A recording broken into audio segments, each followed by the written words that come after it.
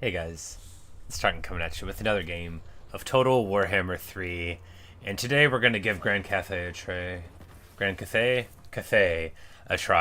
and we're going to play Yuan Bo. I haven't played him before. I've played Cathay before, badly. Don't look to me for how to play. We're going to play on very hard anyway, and probably lose. Yeah, just get to it.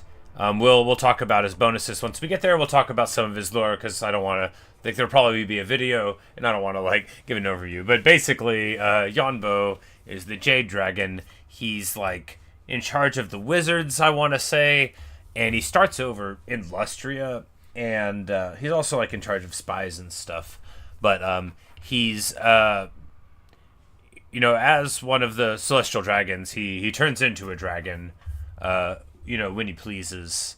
I don't think he's a wizard while he's a dragon, is how it works. But we'll figure it out, or lose very quickly to Mazdamundi, who I think is next door. An ancient power stirs in the land of dragons. Because Grand Cathay is like Warhammer China, just like the old world is sort of like Warhammer Europe, so it's all the way over there. Oh, he has a split start? I guess I didn't pay attention to the map. The Celestial Empire, home to the great Wu Xing compass. Watched over by its vigilant It's I only ever see him over Jade Dragon, master of the meteor winds. Over in Lustria. But the architect of Grand Cathay's Rakarthan, Skulltaker. Oh, oh no. That is bad, isn't it? He schemes. Also, good morning, Luke. Commanding a vast network of unrelenting spies. No lies go undetected. No whispers go unheard. We got a little Zinch Raven there. The dragon's eyes. Oh no, this is one of his spies. Or is, it's always so hard for me to tell if it's a Zinch bird. I think they're always Zinch birds. I must range out beyond our borders. Cathay's security. And we got Orcs right there.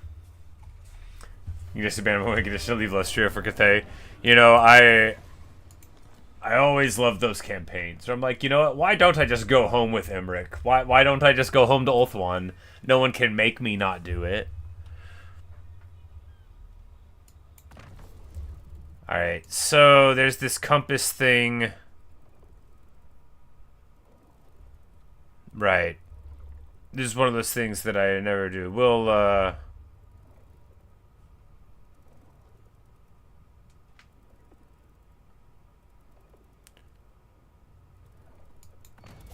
yeah, we'll point it toward the Great Bastion. Nobody knows why. Attack we can do afterward. Alright, so first off, Yuan Bo, Jade Dragon, how's he play? We get trade agreements for visibility, research grades for having province capitals, and astromancers. So, you only want one astromancer per army, because they're wizards, I want to say. This is a Gate Master, which is a hero that I don't know anything about at all. He gets a horse eventually. They call him a tactician, but he doesn't have a fan. I literally don't know how you could even be a tactician without a fan. A feather fan, that is to say. He's like the old card on card, Dark Elves responding to Slow City for stealing money. Ah, okay. Okay. Is Gelt like that now too? Somebody was telling me that now, because he got moved, but I haven't played him in ages. Shun Ma's joined the army. All right, what's his trait, or is it random? He's got the strategist trait. All right, and then we get more reserves, and then cheaper, cool little monstrous beasties.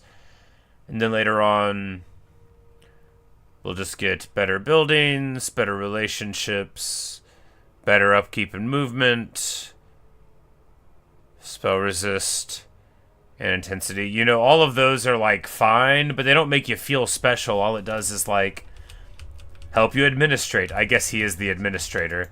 Alright, so... time to do the fight, and maybe just lose it. No, it's just a small orc army. What's the worst that could happen? Alright, and because we used that compass thing, we get this summon unit. You always want a summon unit, after all.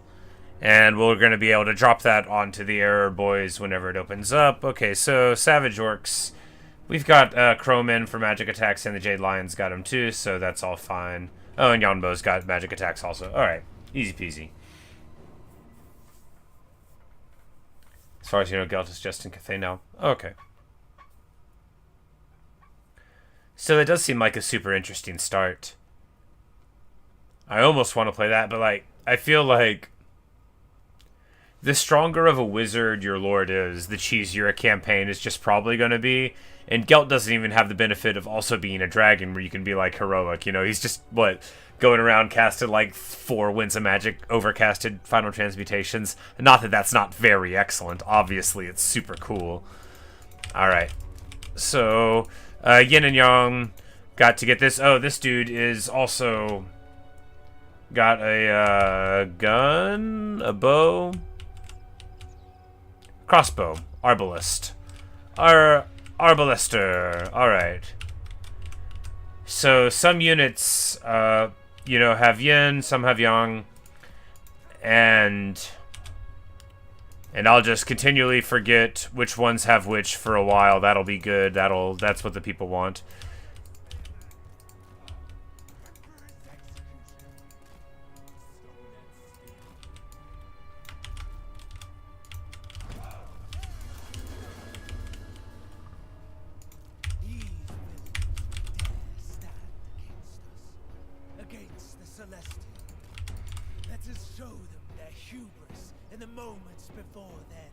An Emperor's Executioner, so you only get one use of it, and that gives you the Executioner ability. So you can just get like a sword that does that now. Anyway, but what we're really doing is turn into a dragon soon. No, that's dumb, because what we want to do is use some magic first. Just a little Shim's Burning Gaze there, hitting the Lord. And now it's time to wake up. We're just going to put the spears there.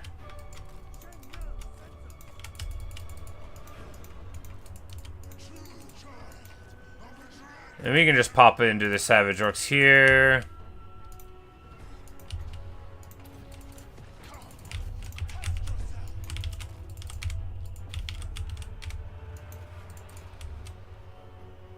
We have a breath attack? Sick.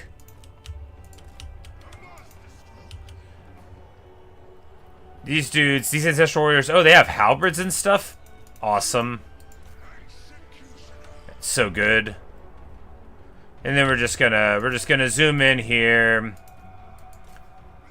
onto the Savage Orcs, just really feasting, and then we're just gonna go there. These guys going to... Alright. These guys are going to try to thread the needle here. If they try to walk through, then we'll recharge them with these spears. But we didn't want to lose the brace. There we go. And then we'll get a double attack there. And just absolutely trucking on them. With the summon, making it a lot easier to achieve our goals, of course.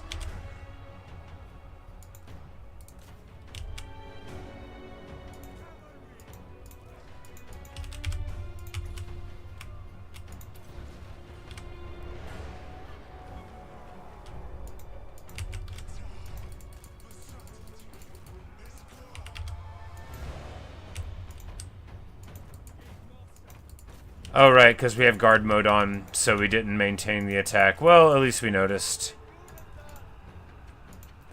Well, maybe we won't lose all these peasant archers. No, they're fine, you know, they're hardy, they're tough.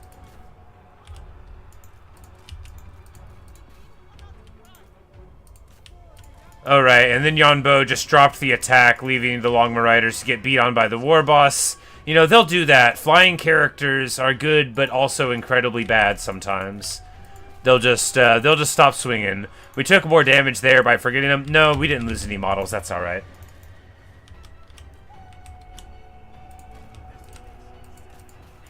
Generally, frontliners have one and backlines have the other. I see, I see. Like, I know that they have them, and then they have, like, the multipliers, and... Look, I've played a Cathay campaign before. I didn't win. What is beating on Yuan Bo? This chump? I guess he does have a ton of AP.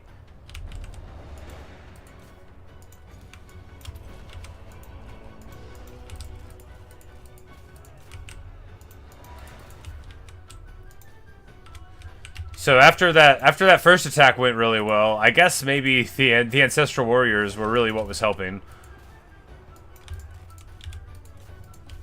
Alright, but we're finally getting him down now. Anyway, like in the beginning of the fight, I was like, hey, this isn't going so bad. But then we definitely really sleep on how to get stuff done here. We're going to drop down.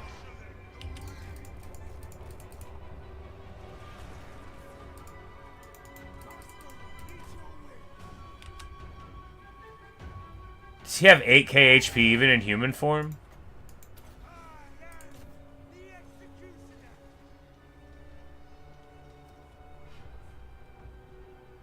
But there we go. Emperor's Executioner. We do the thing. Amazing.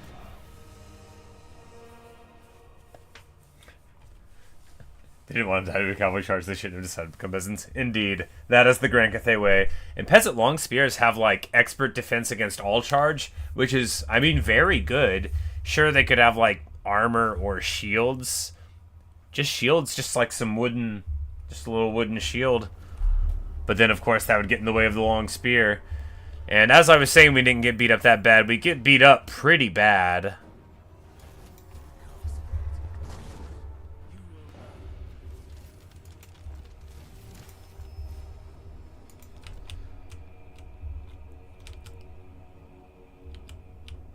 Alright, so...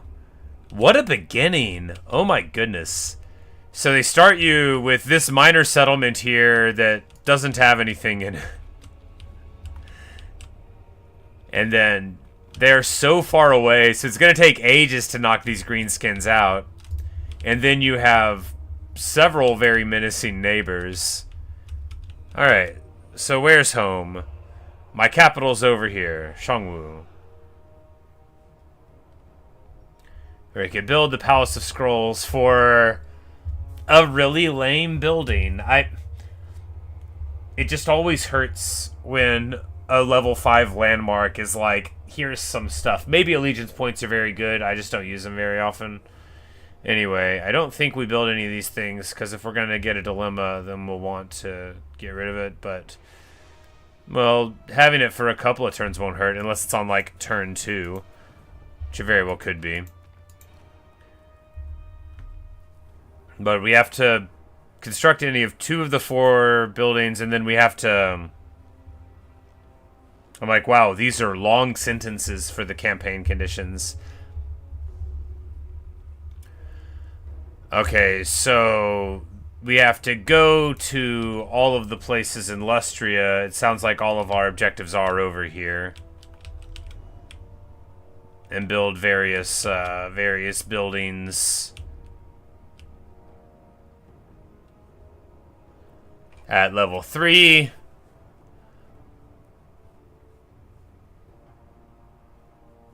And those give us cool little faction-wide benefits, so at least there's that.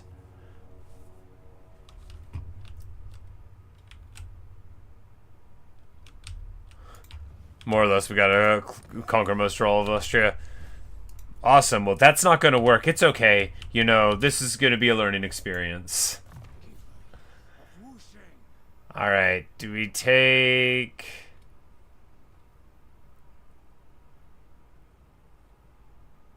I've never even heard of this spell. Man, I've never heard of any of these spells. That means I don't believe in them. Well, at least you guys comment. And net. Yeah, Jade Shield, that's the ward save one. for a single unit ward save. Anyway, he has apparently all this magic stuff, and he's supposed to be the greatest wizard. I don't like this magic lore. Give me a normal magic lore any day. Give me a lore of fire. I guess we just take the movement range.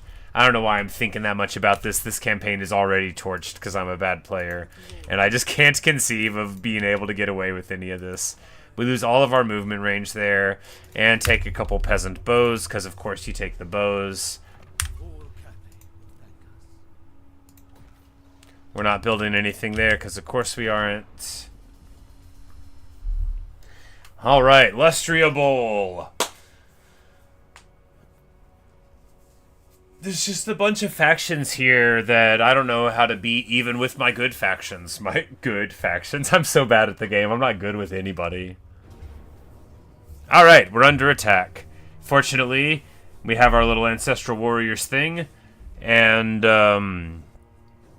Savage Orc Boar Boy Biggins. Savage Orc Boar Boy Biggins. We just call them Savage Biggins. Boar Boys. Orcs for short. So we're gonna be in for quite a miserable time. You know, it doesn't take much to make me think, oh, I'm gonna lose this game, but I'm usually right. You know, and you might say to yourself, why play on very hard then? Well, because if the game ends up working out, once you can get through the beginning, you can basically keep playing for a long time. It's kind of hard, in my opinion, not always, but kind of hard to screw up a very hard campaign if the first 10 turns go okay. But it's just a matter of that, and of course, I'm already sort of failing in that regard. I mean, Yuan Bo does have a huge amount of HP, but we don't have any, like, replenishment that's going to be helping us out, and we have a long war ahead of us. So I certainly don't feel good about any of this.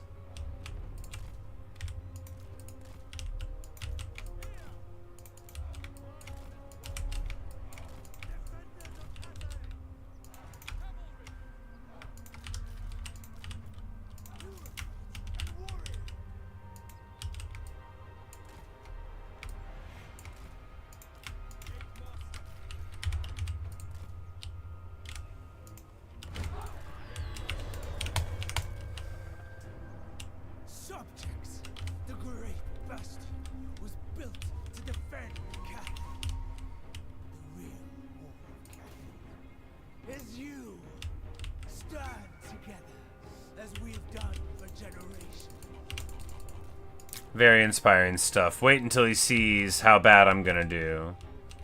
He's gonna be really upset. Oh, we're all on the way in the back.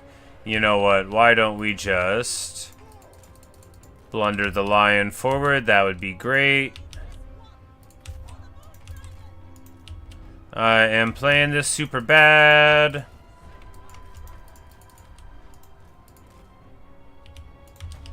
I can probably get away with it anyway, though, because the summon's really good, and then we'll just be able to dive on him here. Archery fire into the foes there. Take guard mode off here and follow them down, down, down into the ground.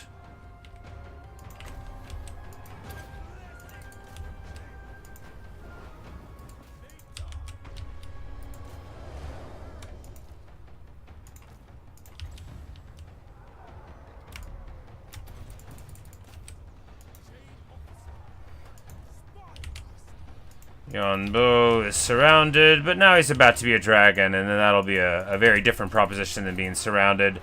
Our entire Jade Warrior unit, so our only decent infantry, getting karate chopped. Just very brutal stuff. But we got enfilade fire there, unless it's pronounced enfilade. It's probably enfilade. You know, it's a word you see written down a lot, but you never hear said out loud, if you're me. This, you definitely got to do the compass for that if you're me. Alright, so anyway, our long spears are just going to stand right next to our units there to no avail.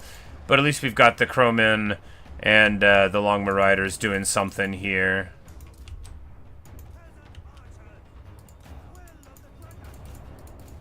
And Yuan Bo's gonna have a party, but not really.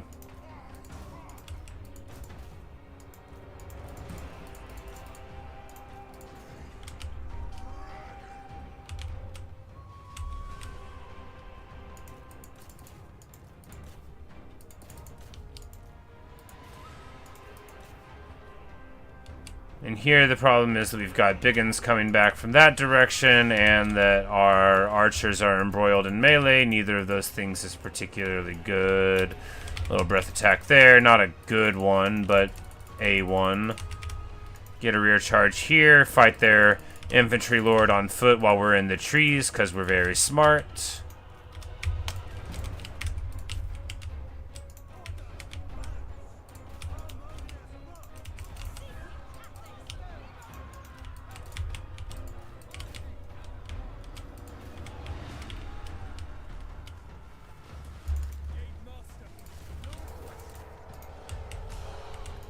Getting surrounded there, losing our brace because we're morons, firing into the biggins there.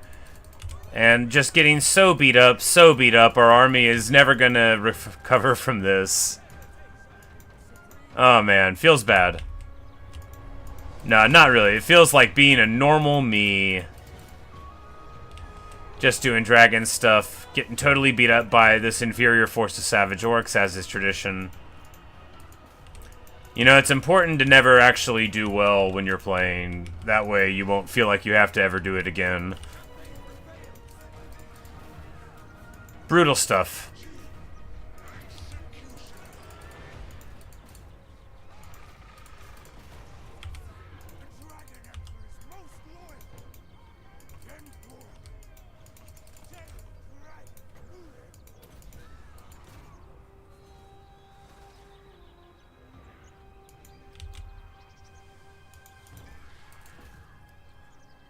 And it does like 1,000,000 damage to him somehow. I guess it can do like 1,500, and then it'll also execute him if they drop under it. And that's pretty good. We're just going to chase him down. You know, because they'll either get a new boss or not. But we're not going to let them, you know, have this guy over the end of the turn anyway. So even though we're beat up, we're at least got the end of the over the end of the turn replenishment to rely on. Flyers getting value, everybody else, you know, standing around, just like they're supposed to do. I mean, it'd be better if they did better, but they never will. They never will. They're peasants with long spears. What are you gonna do?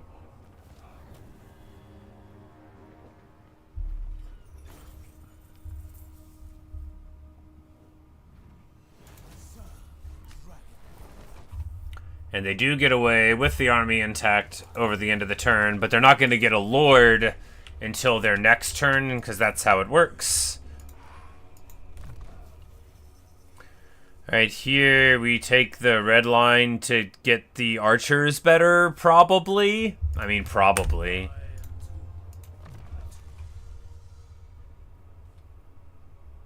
So I'll be in my own territory for a little while, which helps. Yeah, we'll have the little archery summon thing, and that'll definitely be good.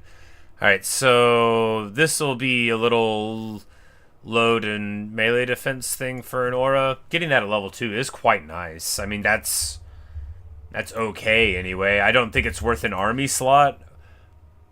Like, what does this do even do? Okay, like, we didn't even look at these things. Bulwark of the Gate. Okay, so that gives him more hardiness when he's standing around, and a thing that makes somebody immune to flanking. And then we got siege boosting stuff. So okay, so just like a map hero there, and then here a little bit of boosting for some of the mid-tier things. All right, so probably not going to make his way into a late game army for me. Regardless of how much he seems okay. Maybe if he fires while moving on the horse, I don't know. Maybe he has good firing arcs. Silver shield, I don't know, maybe. We'll see.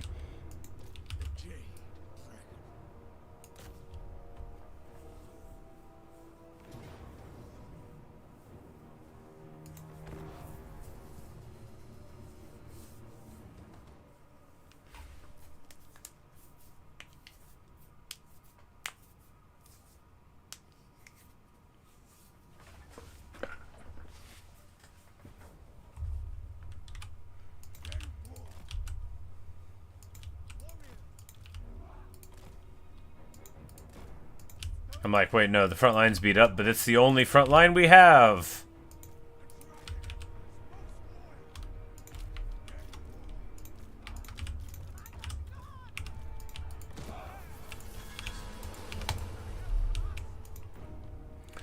And we're just going to zoom up here. We're actually meeting the battle lines a little too early, because we want to have our summon dropped on their cav to open up, of course.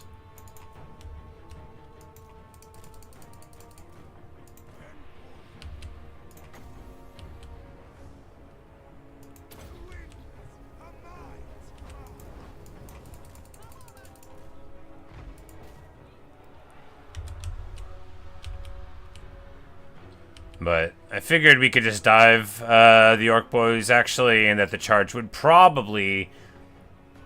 I thought it would just shatter their leadership, but I guess, like, the leadership works a little different when you already start solo in the battle. But we can just drop the Ancestral Warriors right in the middle of their advance.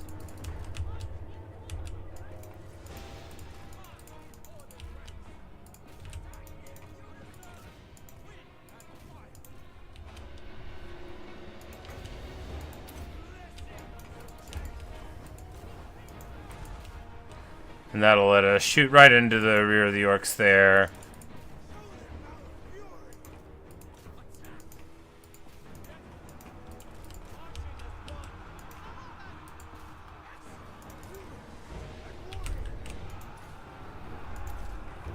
Yuan Bo's gonna give himself the old big ward save and just get to fighting, because he has, like, these awesome anime attacks whenever he's on foot. And he's a lot harder to hit, too, you know. There we go.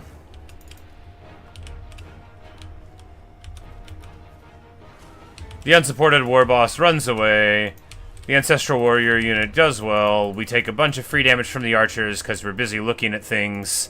Name a more iconic pairing. And we hit the execute. Dropping it like it is hot upon them. May our enemies be banished from the land. And they're not getting beat up too bad. These the Ancestral Warriors, what a powerful summon for real. Because of course they're ethereal. I mean, they've got like a ton of hit points. They're probably not gonna get killed before they're gone. And even if they do, you would have put them in front of something incredibly dangerous. So if you just don't put them to like sponge a bullet, then it'll likely end up being good.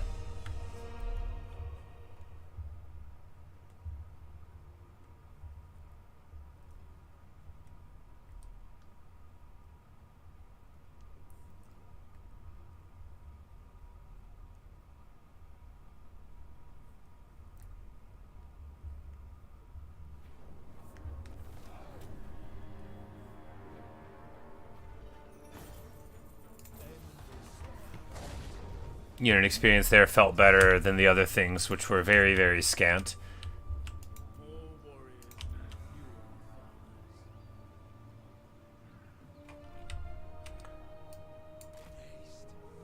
Alright, the camera settings. One day.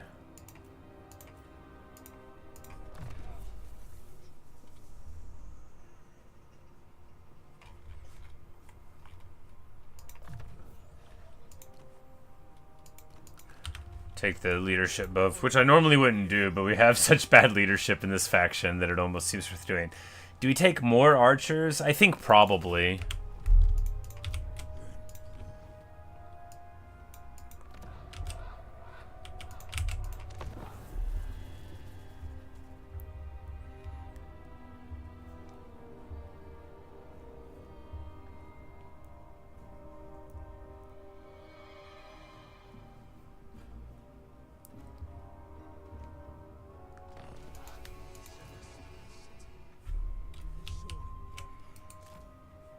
What a weird beginning to a campaign. Alright, here we're gonna want at least one more spear in the front, right? Right.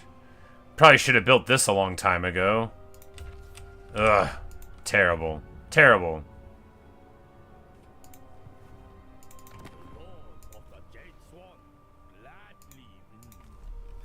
Like, that reminds me, we should have been trying to get some trade deals going on. That's like our whole thing.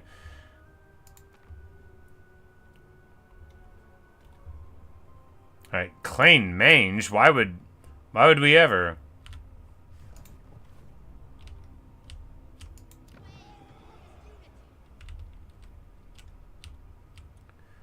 But I guess, like, what we're supposed to do...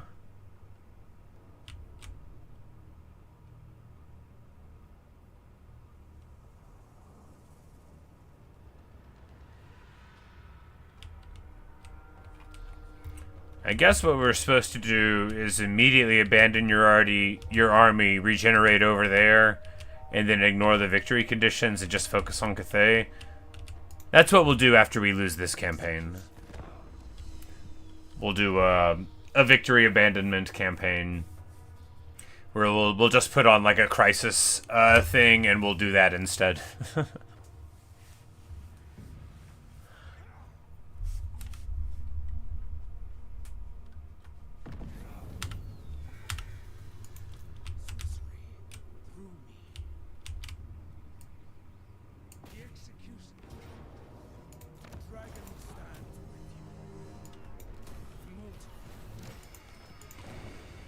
Alright.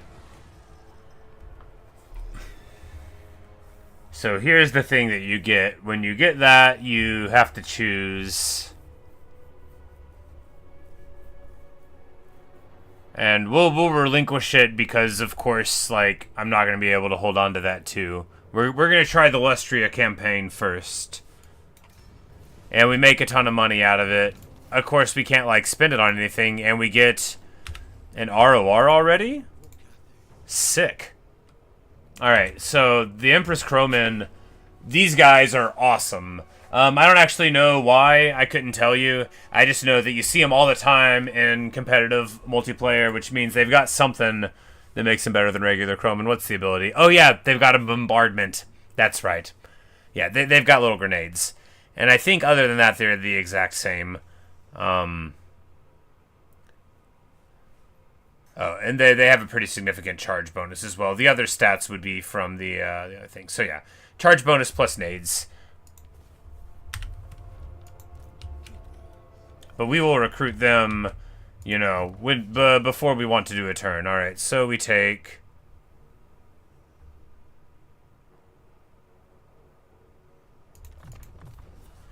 missile strength there.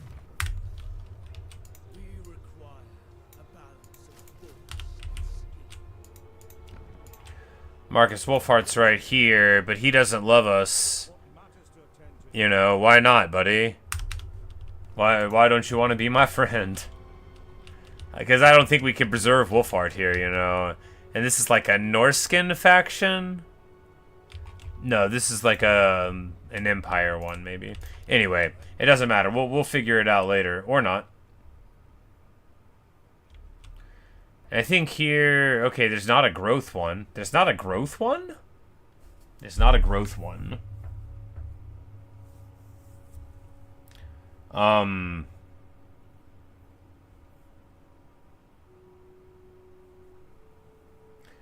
guess we take research then?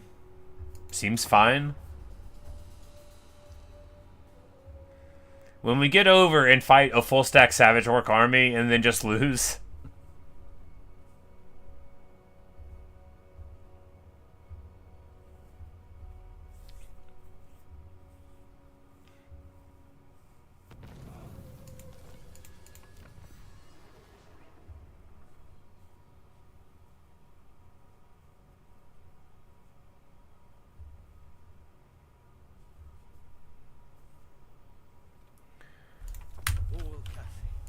Eventually we'll get some peasant horsemen. Someday. You are the glory of the dragons. Let us stand. More warriors mean fewer foes. Like, can we go any further here? No. Warriors for the Empire. Should have gotten the Crowman the next turn. 7 archers already feels like a lot to defend, considering that our front line is going to buckle. So it'll be, you know, we'll have to just like, you know, try to make it work. I mean, what we're gonna do is obviously lose. But, hey, what are you gonna do? Sometimes you gotta play a faction to realize that you can't play them at all.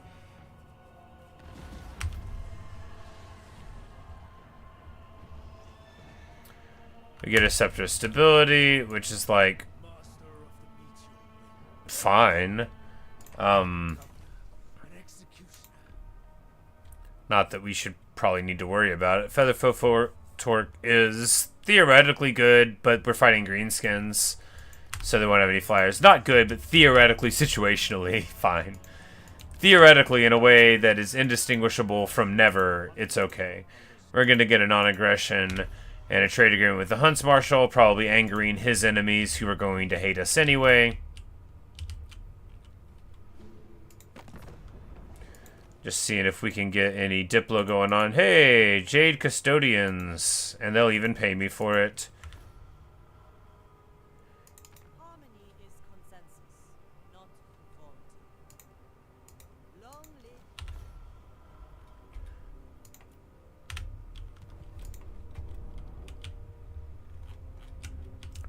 And we get a little bit of vision, which is just going to let us see these people in Cathay fall. Probably. But maybe they'll win. Maybe they'll win.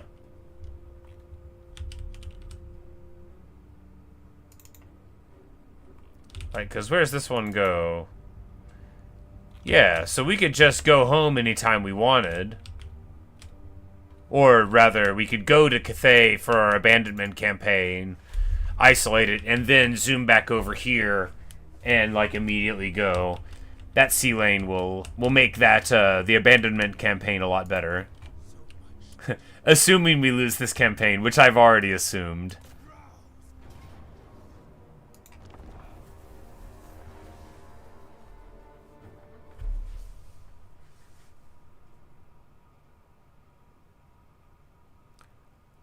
Alright, so of course we don't have any artillery, so we're just going to have to eat a bunch of tower shots to get in.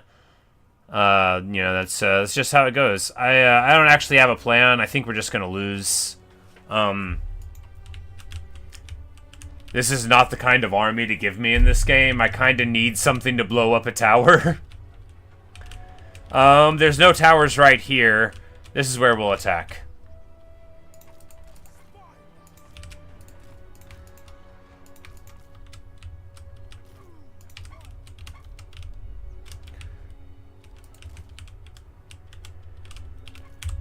And we'll have these guys to, like, bombard people on the roof or whatever here, and then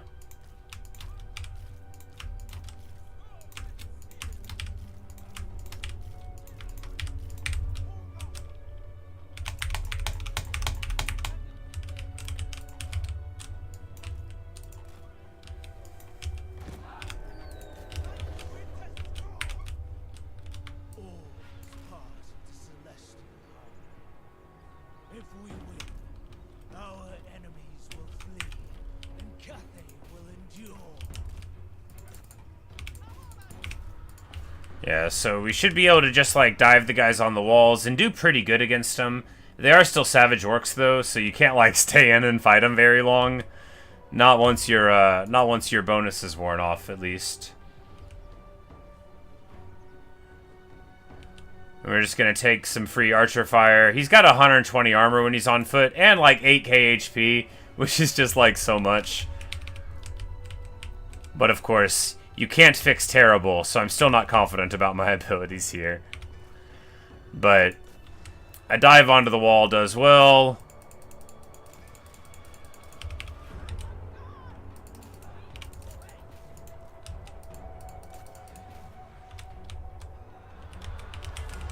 Maybe with our flyers, it'll be like an okay battle. And he'll just knock on the door.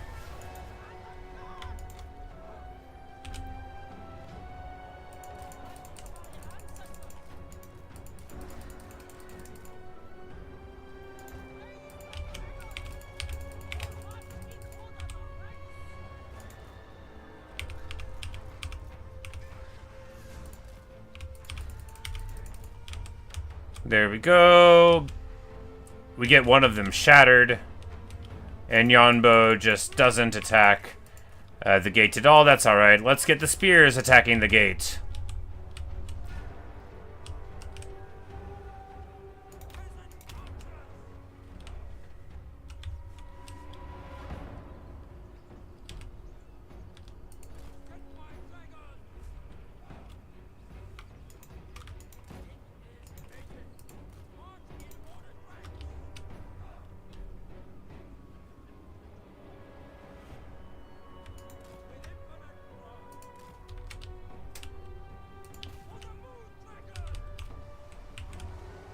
Alright, so we're hammering down on the gate because somebody here has siege attacker. Because Yuan Bo has siege attacker. I guess he is a dragon. I mean, theoretically is. My crowman getting shot up by something. Probably my own arrows because I'm very smart.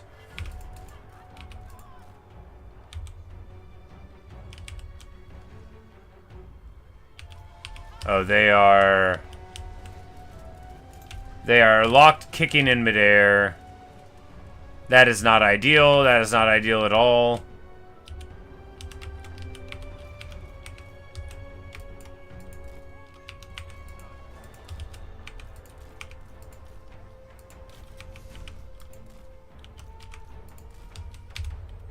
And this big Jade Lion does not have knockdown walls ability, which is pretty funny. Pretty funny stuff indeed.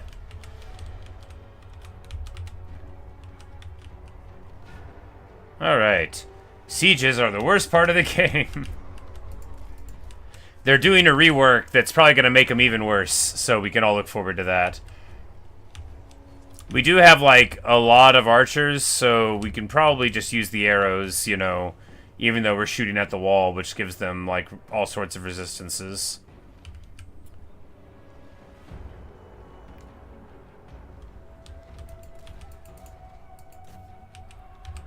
And we're just going to send our flyers in at this archer here, and I think we can get away with it without suffering. Probably. Maybe. Because otherwise, what? We're going to get inside, and then we have to do what? Fight them? Which we literally can't win any stand-up fights. They're savage orcs, you know. One of these could probably go through 4 units of my front line before they broke.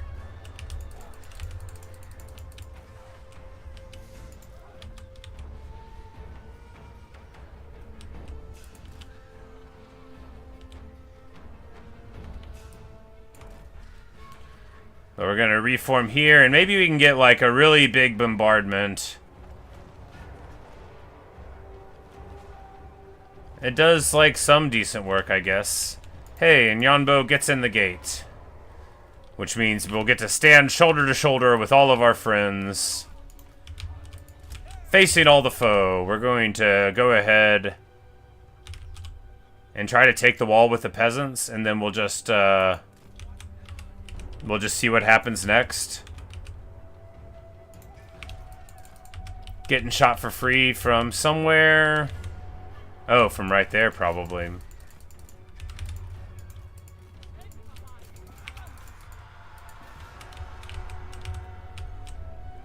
Because if we just take the wall and then, like, run in here and get a little bit of a front line underneath, you know, that would be good. If we could do that. It's a couple ifs all in a row. But we're distracting them backward. And, you know, we've already got the front. Our archers in the back line doing wonderfully at supporting. And by that I mean mostly not even hitting our own troops. Of course, the real trouble is about to commence.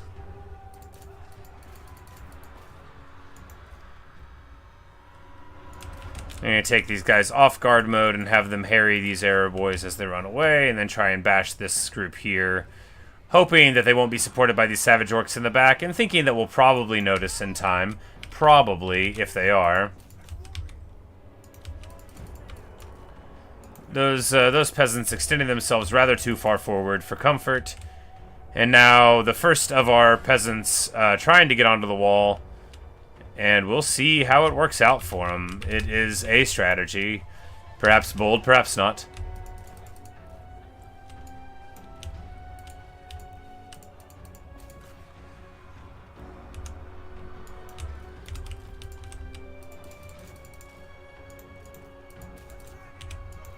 There we go. We're starting to get some peasants onto the wall.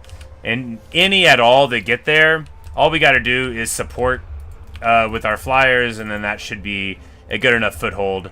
Of course, we got archery going in, and Yuan Bo is just a very, very strong fighter when he's on foot. We're going to go ahead and give him that big ward save. That's gonna let us feel quite secure here. We're just going to rear charge these savage orcs. And these savage orcs. And these savage orcs. But I think our archers on the wall firing are about to really start getting some melty damage in here. And this is going well. This is going fine. This is terrible. Our Empress Crowmen are getting melted. It's fine, though. I think we're going to army loss them before too long. We've done quite a lot of damage to our foe here.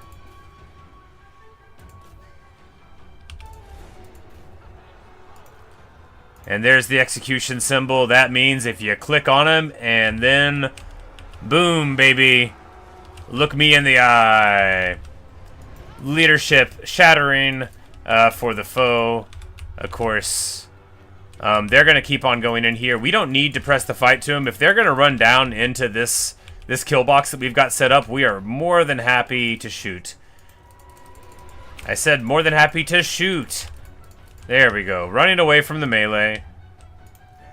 Tricksy hobbitses of us.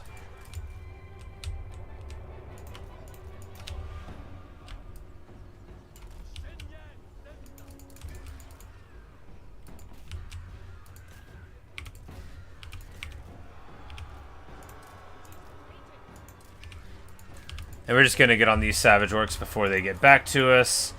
Here, we're gonna go ahead and give ourselves the ward save again, just because we're in the middle of a blob, and that'll about 120 armor, and then you get that 51 ward save from the cast. 51 seems big. Oh, spell mastery up maybe somehow. No. Anyway, not sure why it's 51. Maybe it's always 51, and I just thought it was 40. Oh, we have 115 intensity somehow. Anyway. We'll look into that, or not. And we get a rousing victory. You know, that went way better than I thought it would. Being able to take the wall, really helping out, getting some damage on our archers. Our archers outside getting some anyway, but I think really, yeah, it's really just about being able to leverage those crowmen to attacking those stationary targets, and then Yuan Bo, punching some people. The Jade Lion not even getting involved. But, doing well. And most importantly, finishing the fight without ending up super beat up, because we're about to be fighting a full stack, and I am worried about it. You might be saying, this is a full stack. Yeah, but most of these units are named Peasant. We get another Pigeon Plucker Pendant. No, we already had the Featherfoot Fork. So this is the other of them, which of course won't be useful. We'll occupy here. We get the green skin bonus, so at least there's that. We're going to be able to burn these two. Nope, because one's a talisman. Yeah, so anyway, we get that. At least it's got like some stuff on it. Anyway, we're really affecting the flying units around, of which there are 0.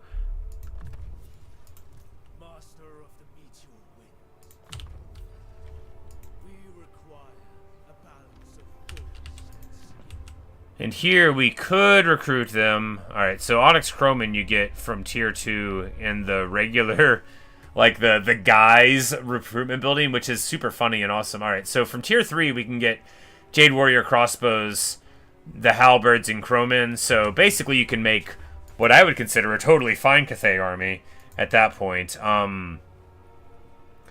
There's only 7 Cathay regiments of renown. That's too bad.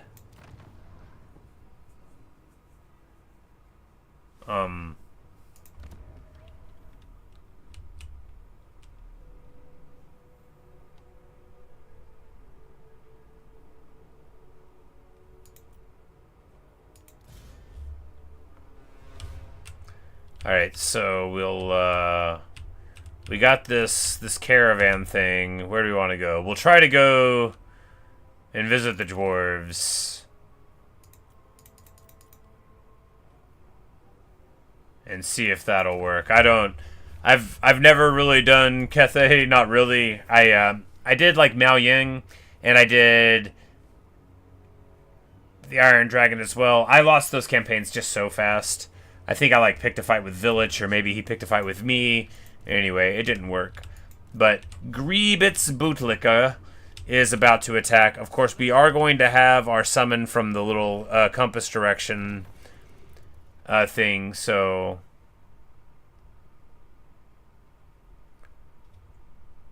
and that'll give us casualty. Oh, that's right, because the longer it's pointed in that direction, it goes in that direction, and then it reaches higher levels. But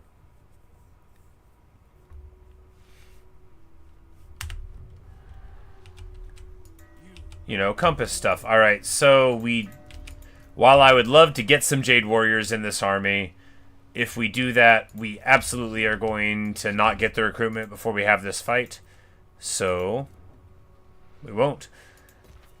Here we'll want a Peasant Horseman recruitment, ? No, probably just growth.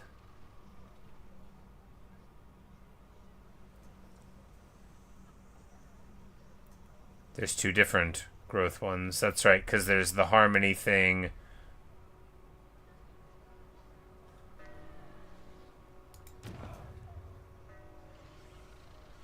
And then I've got these actions that I don't know anything about, so you can fix any construction you have going on instantly. Craziness. And then also get armies, improve your abilities, and such. Well, cool. No, I don't want to perform that. I just wanted to look at it.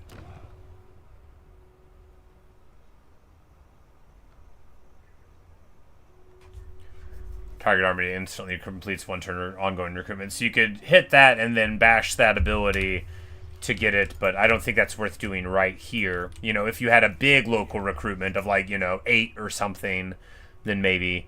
But, alright, anyway. Enough thinking. We're about to lose this fight. Maybe. If we get the walls... No, I don't think they would be recovered by then. Wolfhart wants me to pay him for military access. How about, as a counter-argument, nothing? You want me to pay you to walk through your lands that I don't even want to walk through? Ridiculous. And that guy turns around. And our caravan finds some dudes. Alright, so we're going to take the ranged units, I think. Yeah, because I feel like having crossbows is more important than having more halberds, because it's really ranged that helps you, eliminate your foes.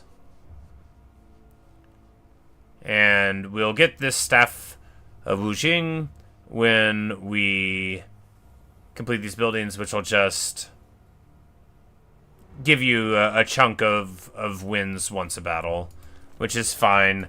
Not like inspiring, but fine.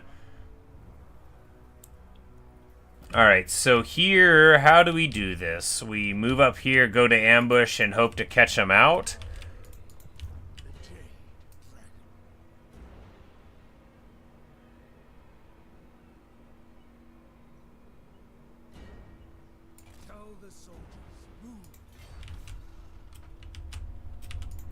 It seems dumb, but that doesn't mean it is.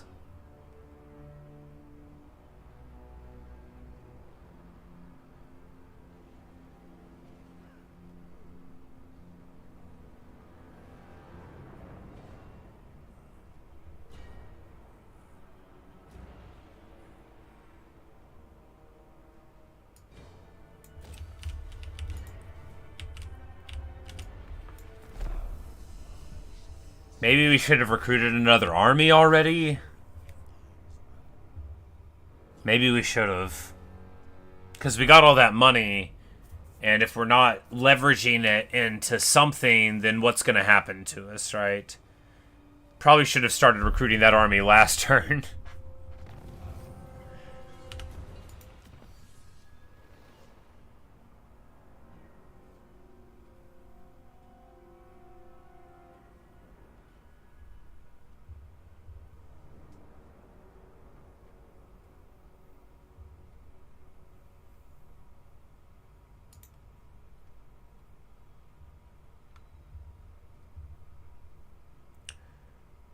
You know, all of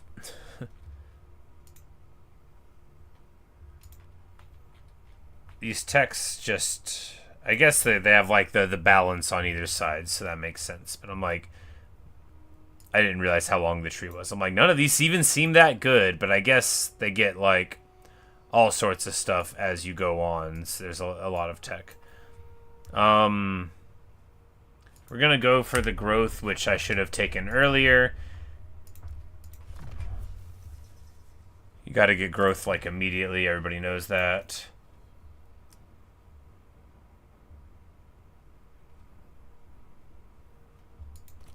And this caravan dude, we'll give him these anti-flyer things. No, where's he even at?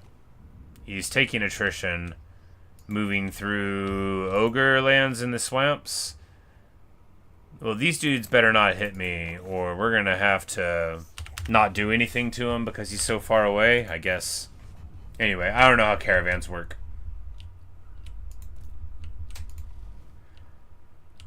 So, Hexawaddle there.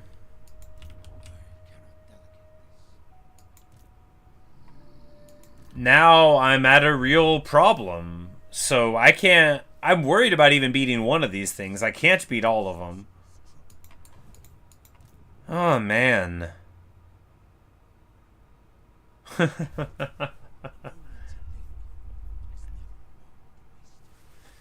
Yuan Bo says a moment to think is never a moment wasted, but he doesn't know that I'm considering throwing the whole game right now. So if I go in here and attack, I just lose because I'm not very good, right? But if I don't, what do? I back over here and make another army? It seems like a terrible choice.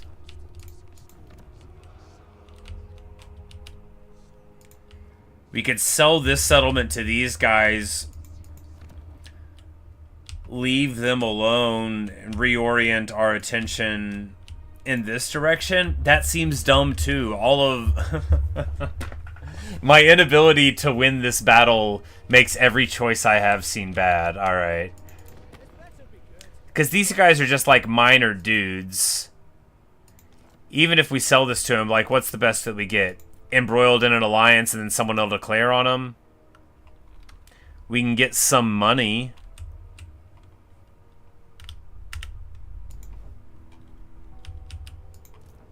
My time is finite, but I'll spare some for you. Get him to join the war against the Blue Vipers. Trade agreement, military access, and pay me.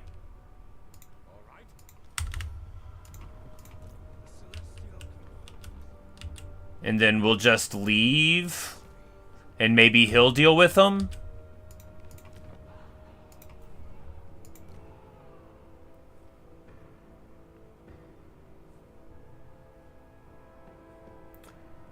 So we have Lorvian and Lorvyang, and I honestly don't know either of them because you never see them.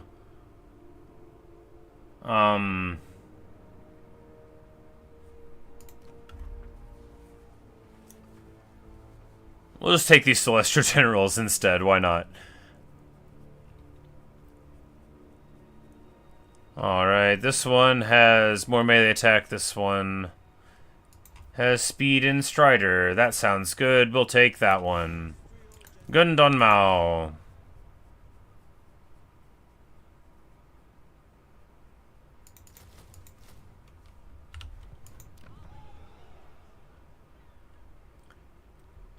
Oh, and because we're unbalanced by 1, all of our armies cost 25% more. Man, no wonder people don't like playing Cathay.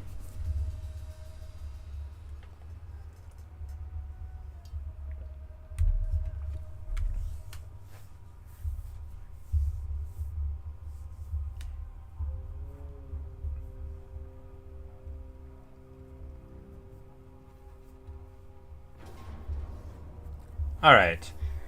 So here we take the auto-resolve, because that's the only way I'm ever going to beat this army.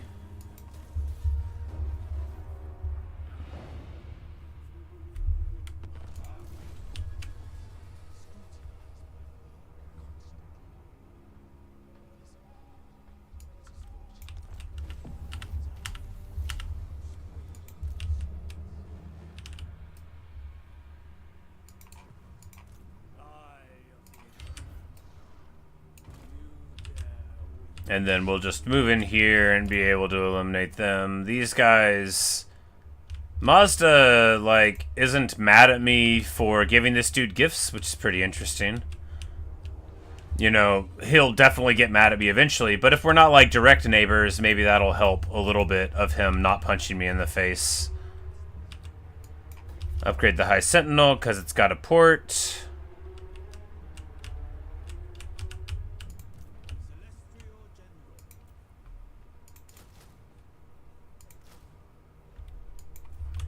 And then about run out of money, and then we're just gonna come down right here and start trying to deal with our Dark Elf foes. You know, they don't think they're our foes yet, but they definitely are, though. Really should have got that military access earlier, but you know, we'll just walk around. Seems bad. Seems really bad. We'll take a boat. That seems bad too. We'll do it anyway. No one can stop me from making bad choices. Don't even try.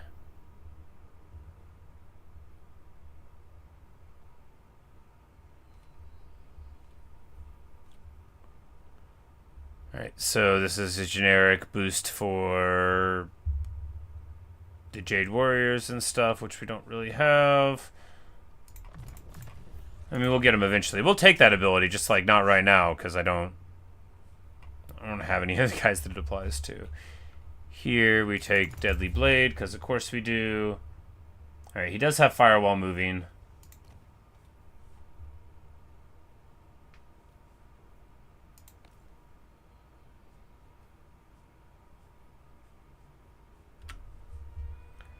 Of course, on horseback he's more vulnerable to damage and such, but...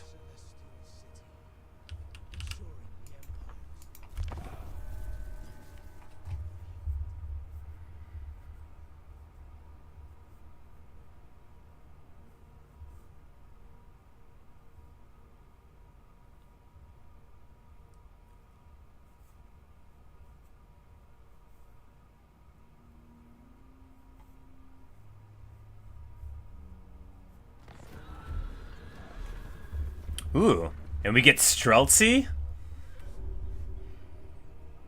We're gonna get Streltsy for the caravans, so some sick gunpowder, plus you know, they do armor piercing damage. They're units of Kislev, but that could be fun. You know, Jade Warriors would be more on theme for the army, but Streltsy are Streltsy. Spider monkeys are annoying me. We're going to let the populace deal with it. Oh, it turns out that they're evil spider monkeys, and now we have to pay to get rid of them. You know, that's what we get for not paying 1,000 earlier.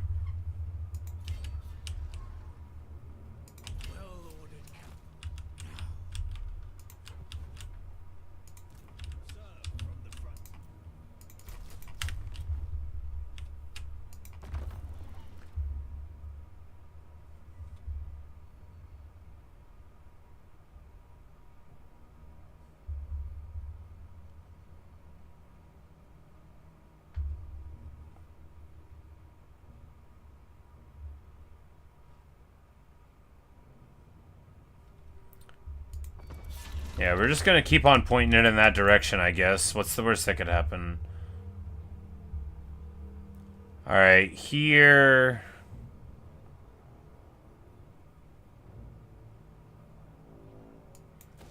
we build a growth building to balance out that one.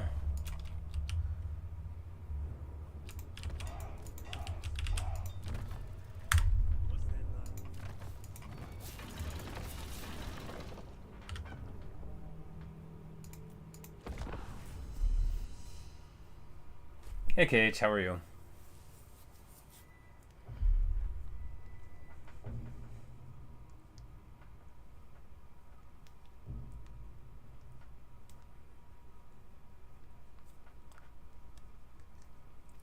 Ah, Valanduil is moving up here. That is going to give us the opportunity to go down and take his land. We get... bam, alright. So, our caravan completes. And... oh. Cool. We get the anchor chain. And a unit of gyrocopters. Awesome. I didn't know that you get sweet items for these things. Alright, we get the anchor chain, which is going to be very excellent. You know, 15% physical resist, that's going to go a long way. Yuan Bo's just going to wear it around his neck. Look at that. I mean, of course, he's already immune to psychology. At least I think he is. Probably just when he's a dragon, then. Well, you know, now he's immune all the time. And we'll put this little pigeon plucker pendant upon the caravan master's neck.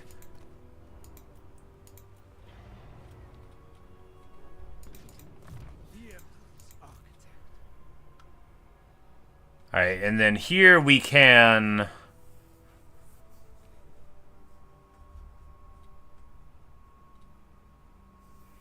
alright, so these are pretty important choices, I think. Because these are going to, you know, affect what goes on in these battles. I think, though, we just take removing the ambush chances, and that'll be the most important thing. Because if we just don't get jumped, then we can, you know... take advantage, because this army, it's got like a decent front line, but it's got very, very punchy back line, right? We got Iron Hail Gunners backed up by Streltsy. We got like archers, you know, like it'd be a pretty sweet army. It's already a 17 stack, which is pretty nice indeed.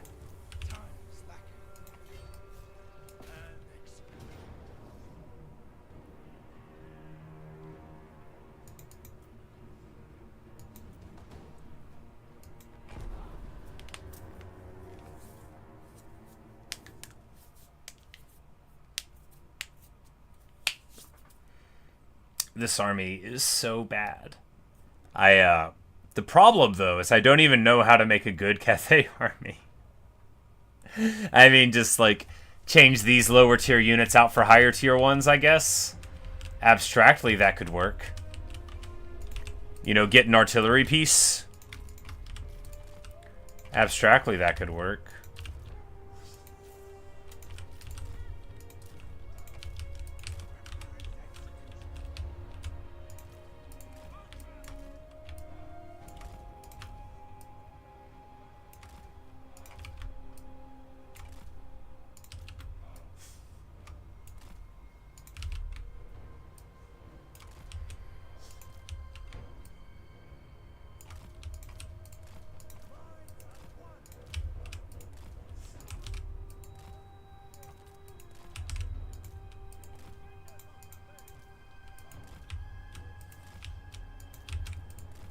Just totally haphazard box style here. Just totally terrible. Just the worst.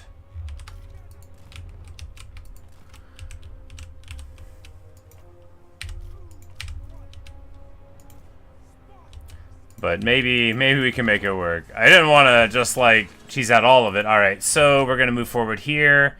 They're already moving forward, which is not great for us. I don't think anybody can even walk in that water. I think it's impassable, so that'll be, like, good flank defense on that side.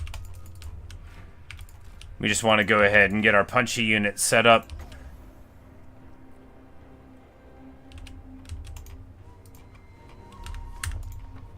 I mean, I guess we got the anchor chain, which, you know, makes us a lot hardier. A lot hardier.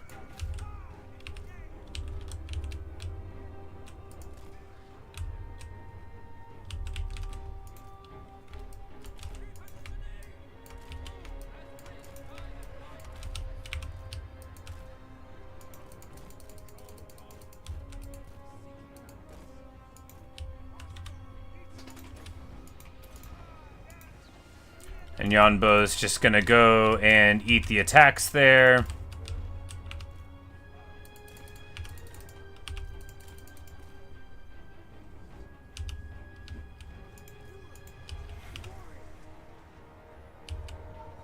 So they don't have cavalry to defend the backfield now, so we'll just feast right there. We'll meet this boar charge with our Jade Lion, letting our archers fire. Yes, letting our archers fire, just like I planned. And those guys are going to be engaged here. Yeah, we just need to face here.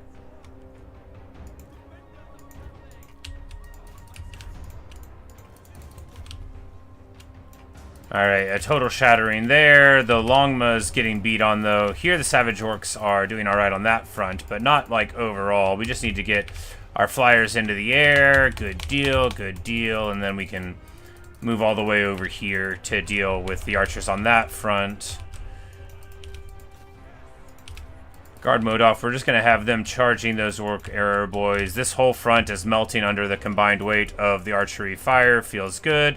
We're just going to rotate almost all of the archers in that direction. We're going to want this fire for when they come back in, of course, and then we can just zoom in over in this direction. We don't need the front line there anymore. I don't think. I say it, I don't know if it's true. We're just going to charge in here.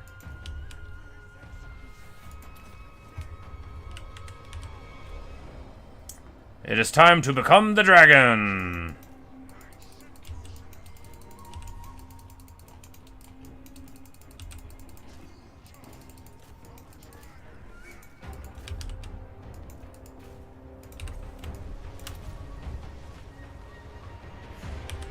Little breath attack there, and I forget all about my ranged units, or my flying units, that were tying up their ranged units, or that were dreaming of doing so. But we end up doing alright here on the battlefield. And with the flank defended by that lake, really, really brutal stuff for this foe that's arrayed against us. They're really not able to deal with it too much.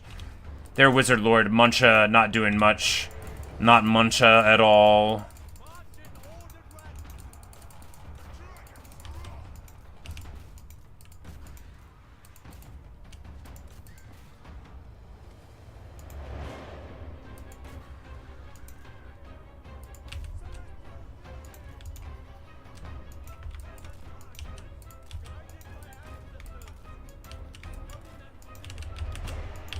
You know, the archer is doing really good work. However, once you forget that they're not facing this end towards the enemy, then, you know, it sort of falls apart.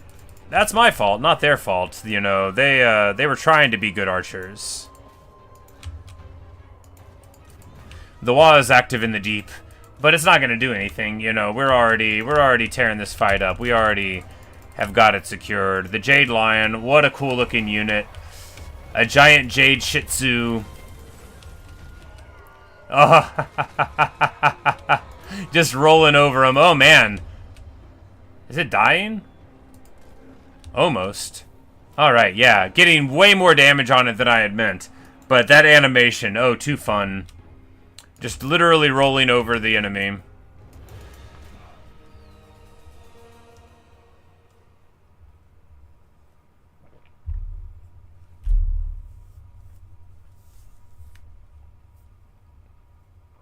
He gets no value. I don't know if these units are good. I just like the way they look, though.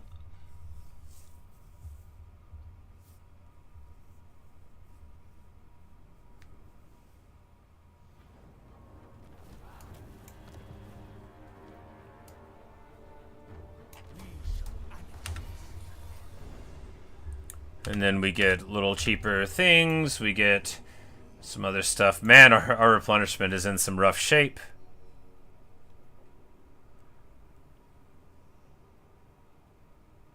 And this is going to give us a bonus versus infantry on the crowmen and the lions and stuff, so that is awesome.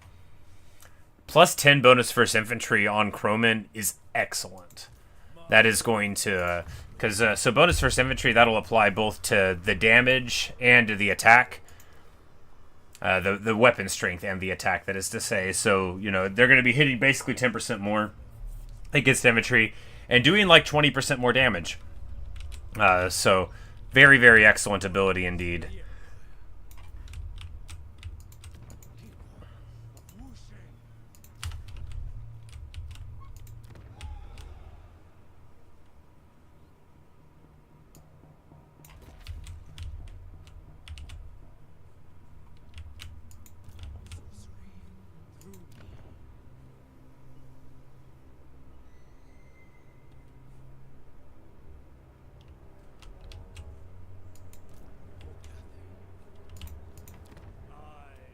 I'm like, why did my expenses go down so much? Because I'm in a harmonious province.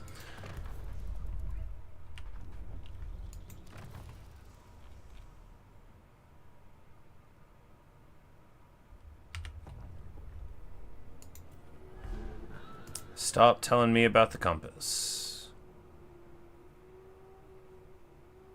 Oh, there's not even a setting. Oh, there it is. Compass selection. I'm like, I literally don't care. Stop telling me about it.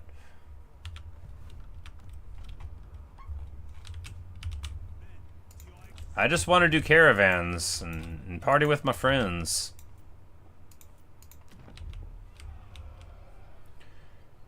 You know, we probably could have taken a military building there for tier 2 stuff.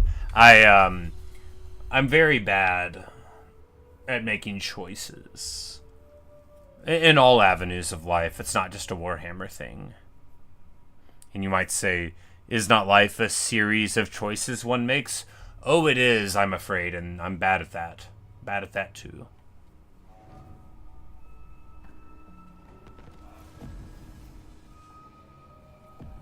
When we do this, we'll get Jade Amulet, which is...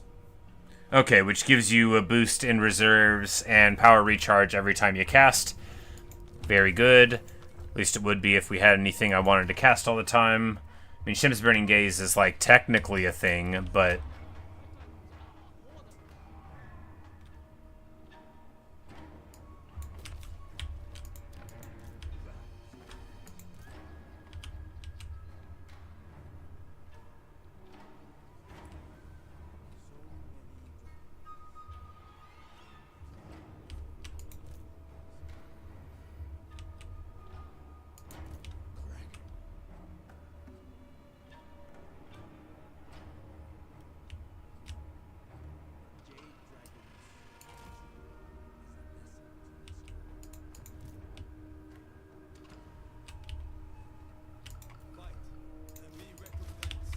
Alright, we got our harmony again.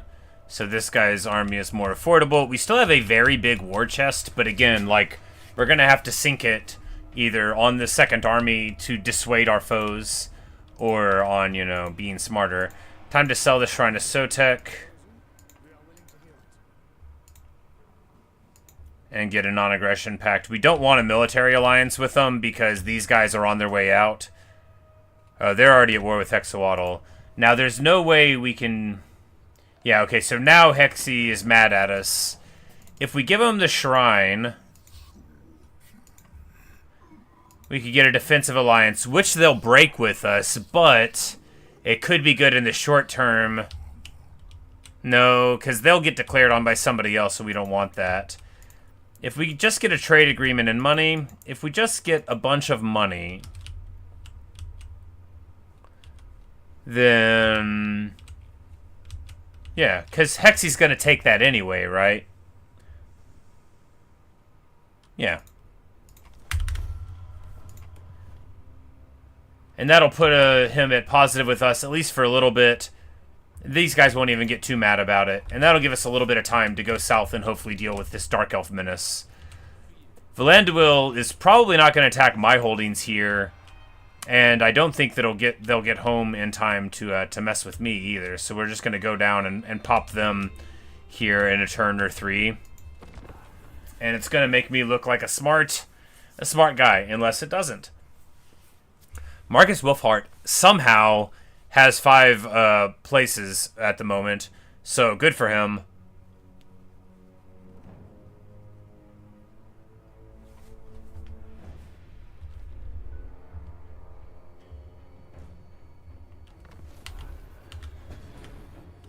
Karazakarak already got eliminated. Fortunately, our caravan already went there and got the anchor chain. You know, that's what they get for giving away a priceless Dawi epic artifact to some merchants, you know.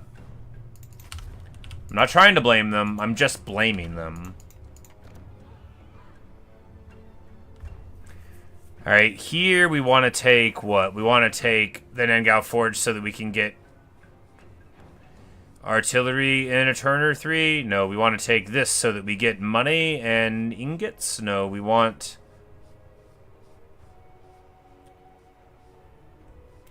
If we build any of those, we'll disrupt Harmony. And that'll be very expensive. We'll just take... this one, I mean, AP missiles... that are like shotguns, I mean, and then like one Grenadier. I don't know if Grenadiers are good. I know I want them to be good. No, we'll build this line because we need to be able to get to Croman. And then, well, no. Blah. No, we'll just build this one, whatever.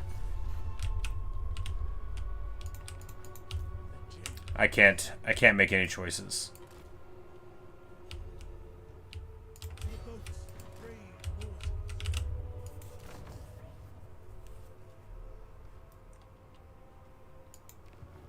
Alright, so we're going to be able to send this caravan to...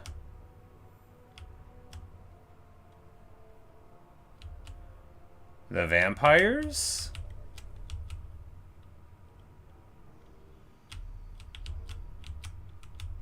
Nuln or Altdorf?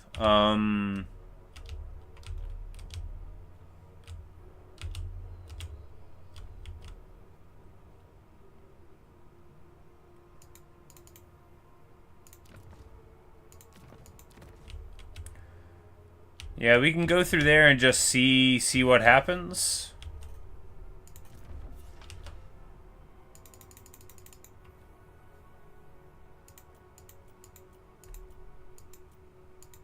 Yeah, there's not tons of places. We can just go to these random ones in... we could go to these vampires over here, but let's just go to Drakenhof. That'll just take a few turns, and then we'll see what we get after that. Unusual location at the Idol of the Crystal Skull. What do we get? Oh, a vineyard. I'm like, please be the Shrine of the Lady. It's not. We're going to destroy it. It's never worth letting that Slanesh nonsense take root. Just take my word on that.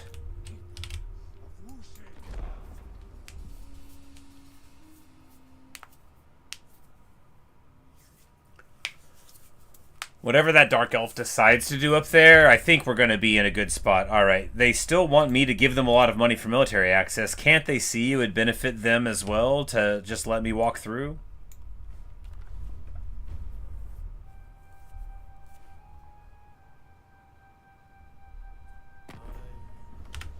And Valendul declares war on me. Shocking. Well, you know, I happen to be on my way to their lands at the moment, so... okay. We are encountering a raid from Goldtooth, so we can give him my cargo and then he'll like us, but... if we fight, we won't be cowards. Alright. Mixed purpose army. We've got our caravan, we got Streltsy, we got Gyros... and, you know, we also greatly outnumber the foe. I'm not super worried about the fight.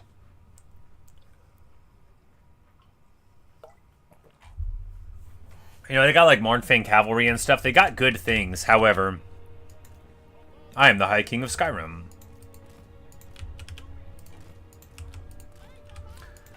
Lancers in the back. We'll have Gyros in the front.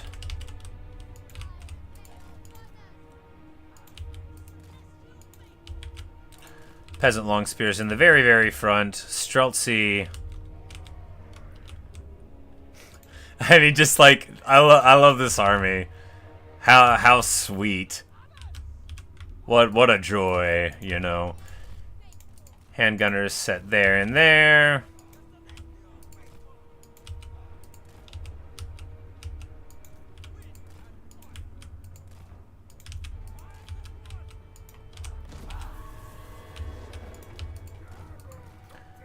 Because they just have, like, their little dudes, their Noblar flingers, but that's not really going to be enough to mess with me. And we do have a dominant force of ranged units. And these trappers, oh yeah, they only have like 70 range anyway, so they're barely going to be able to shoot at us. We're just going to come here for a bombing run right over the tops of them.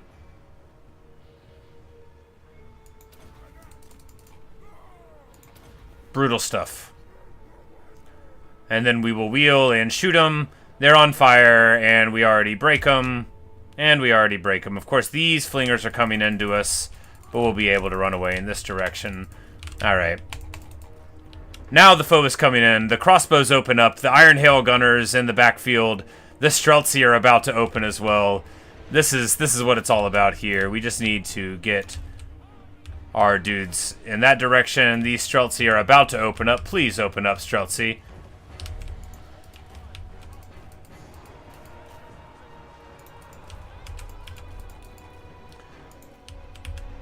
Yeah, there we go. They already are fleeing away from our troops. We're going to get the Jade warriors in this direction, and the spears at the trappers.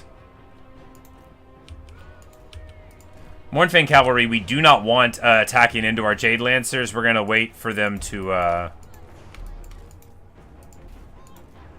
Alright, both of our Iron Herald gunners, we just need to point them at the Lord and Last Samurai this sucker down. Mornfang cavalry getting absolutely dunked on by the combined arms tactics. Brutal stuff. These Mornfang cavalry not having the best time here. And they'll be even worse off here in a moment when we get a little closer with the rest of our troops. Saber, Tusk Pack, charging into halberds and Jade Lancers. Not going to go great for them. I mean, they do got the big weapon strength. That is good against light cav, but the halberds, you know, that's not good against light cav. And we're going to send our Lancers to escort these Mornfang off of the field.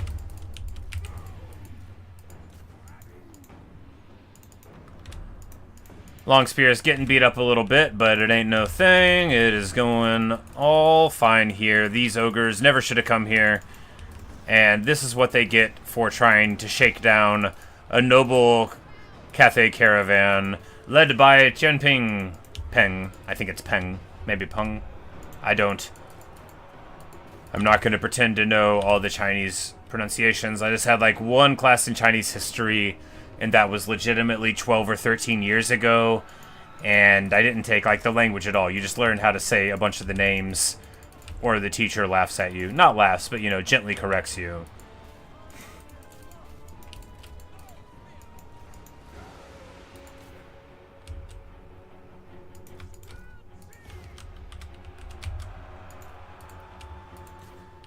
And this hunter, this specialist, is now going to get absolutely roasted. He's throwing javelins, but he's about to get thrown into the gunfire. Open up, boys.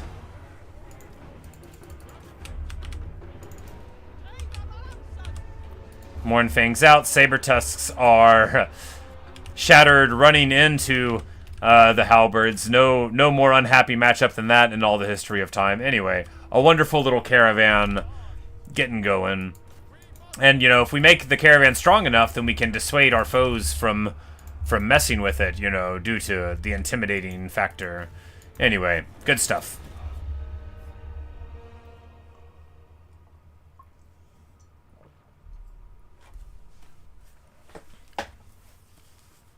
We eliminate the ogre's leader. Mess up the cavalry. Bloody the nose as well. The Streltsy. The gyros. The mixed purpose beauty of it all. We're going to kill the captives. We're just going to try to make this army as elite as we can. You know, we're going to have, like, the greatest caravan master of all time. Alright, we won a battle while having negative income, which means now we can collect the tax.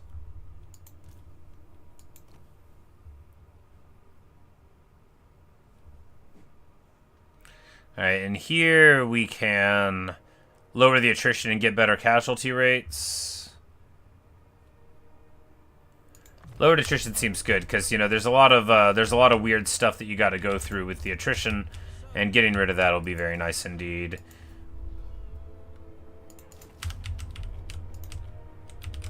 I have no idea where their person is, but if they're chasing me, they'll likely be a little slower.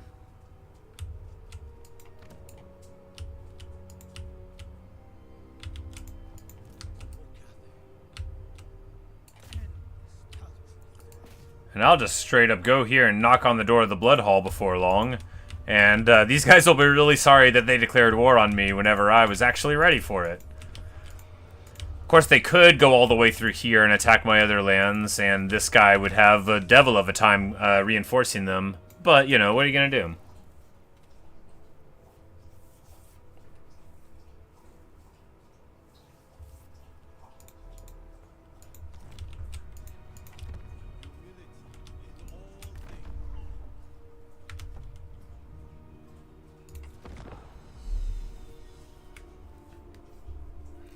Because it's really just like sending caravans for sweet items is already good enough for me. I just need to keep the caravans alive, you know.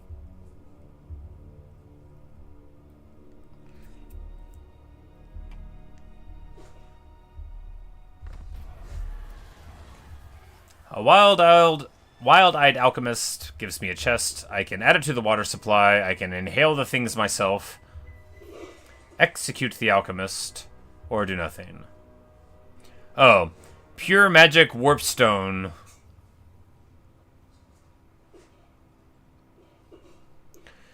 We can add it to the water supply, and then we'd get growth. Yeah, we're just going to do that. It's going to make yen buildings more expensive. That doesn't matter, because we just won't build them for a little bit.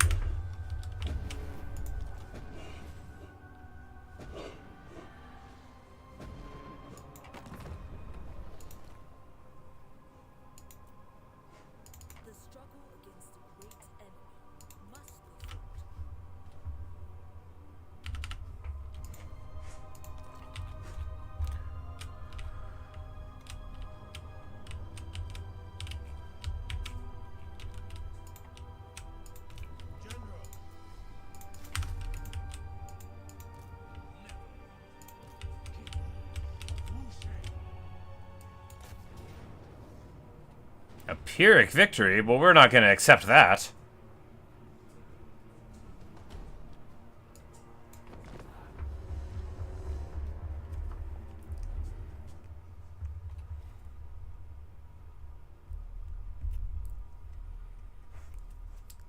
I may be very bad at this game. I am. But I can probably do better than a Pyrrhic victory. Even without artillery to tune up the towers. Probably.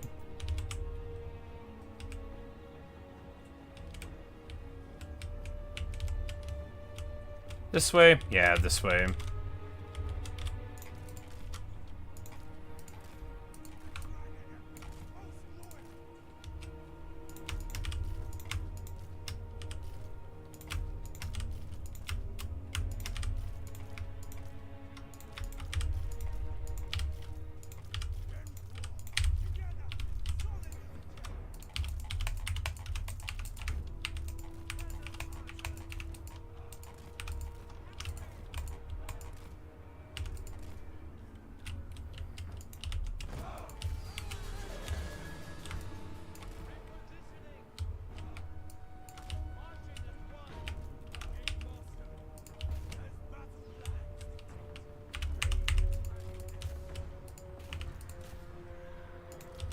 Because I guess we could also just go dragon form and attack things. But that seems worse because, you know, they've got archery.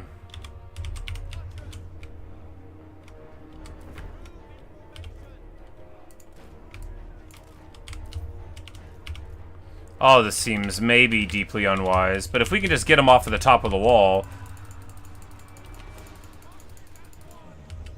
then they won't be able to shoot, right? No, they somehow have the towers manned without having anybody on it. There's shades in the backfield here. Do we try to dive them?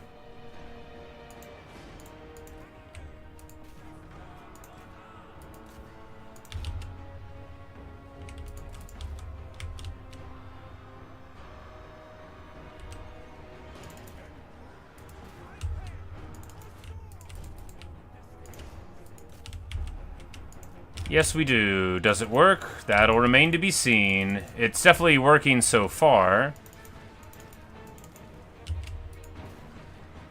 And we've got their ranged units on the run here. We'll charge in here because they're shooting at them. We just need to make sure that we're not taking any fire onto our diving units for too long. Of course, that'll be easier said than done, perhaps, but Empress Croman, with that big bonus first infantry upgrade and some other upgrades coming in clutch here, we're just going to be taking free fire from the towers, assuming that we'll get good enough benefits from these dives to sort of make up for it. And it looks like it is coming true, you know, because it didn't think that we were going to be able to effectively use these flying units to harass in the auto-resolve, but we are.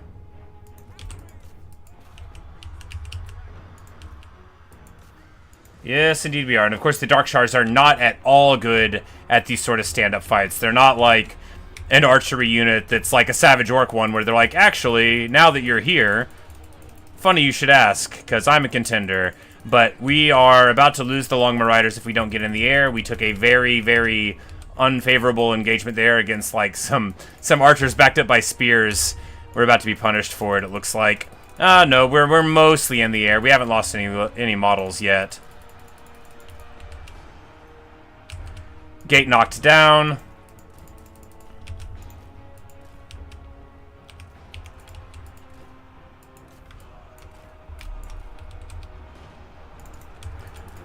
And we'll just move Yuan Bo in there. We just need to get our crows back in this direction. Our Longmas are fighting a little bit over in that other way. Not good, not terrible either.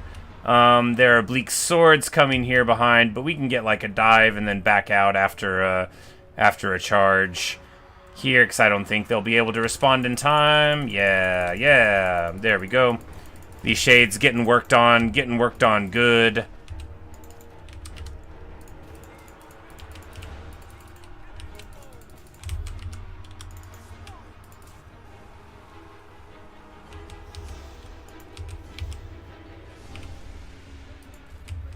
And I'm just going to move my dudes to the walls because I think I can get away with it.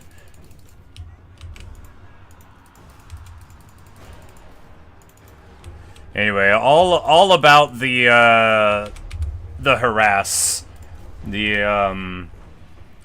Croman and the Empress Croman, that's how to play against the Dark Elves. You don't want to let them shoot you, that's for sure. They do so much damage so quick. You know, they got that AP. Of course, our Croman have physical resist, which is good against that, but the rest of your stuff, you know, your lords, your monsters and such, the stuff that you normally rely on for your mitigation for armor, you know, you don't get that. You don't get that against the Dark Elves. All their missiles pierce the armor. But it looks like we're doing all right here.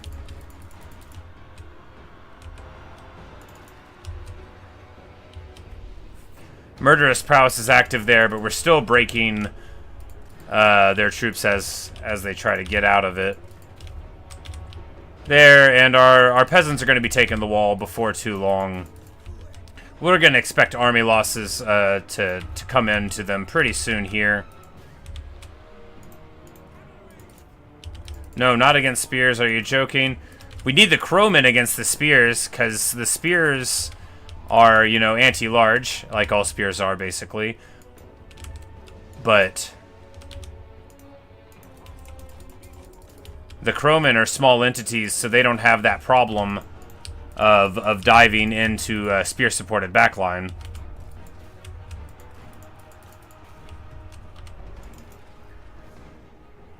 Of course, we don't want to be in sustained combat against them either. The Great Long Marauders getting really beat up. 16 models left. If we can get out before losing many more, then we'll be okay. Okay, there we go. All the towers fall, and we win a decisive victory. Take that, auto-resolve. Of course, when you get 150 and 160 kills on your crowmen, what we need is to have gotten a level 2 thing, because if we had like 4 or 6 units of crowmen, then we wouldn't need a front line at all.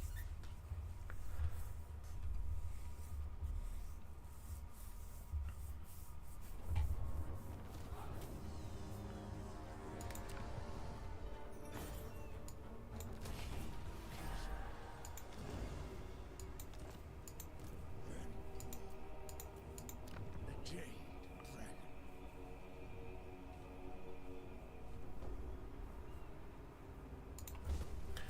And we just break that so that we'll have good harmony and so that we can build a better building. Pop unyielding. Like, nope, none of those matter at all.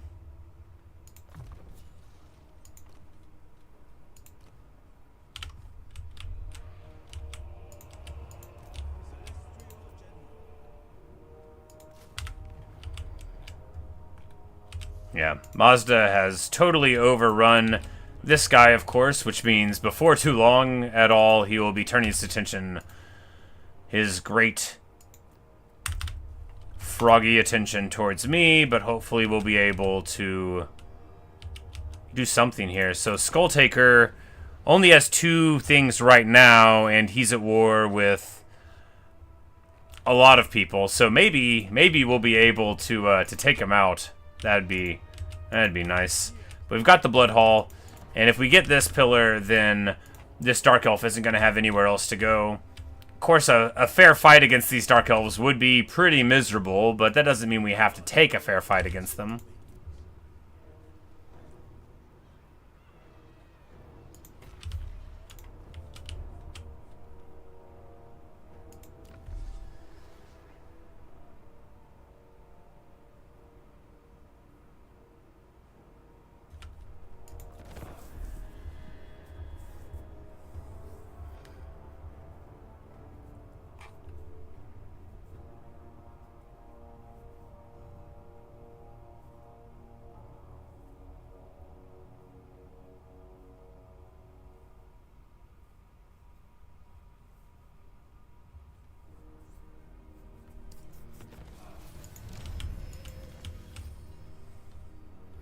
Alright, so we do get the staff.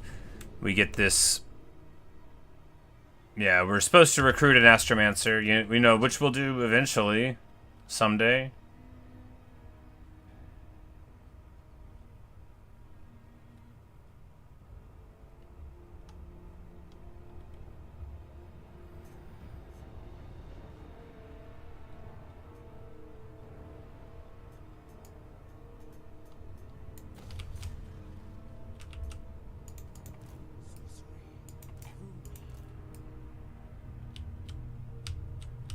Alright, so the Blood Hall isn't connected by land to any of these places, and we have to go here, and then we can...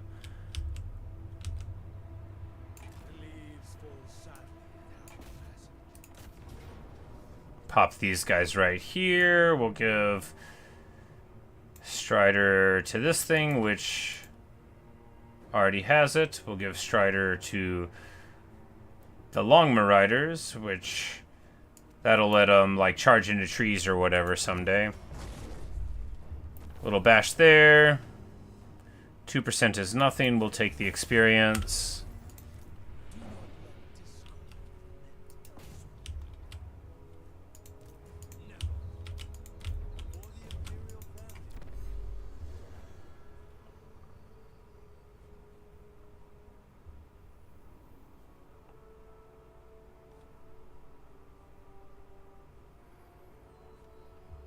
It's like, what to get here? This one for construction time for the settlement building seems good.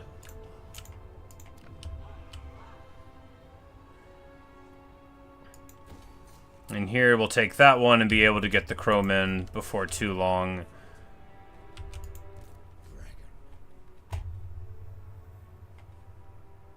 Here we'll take this so that maybe Cathay will like us and give us more deals. No, we'll take the judge line.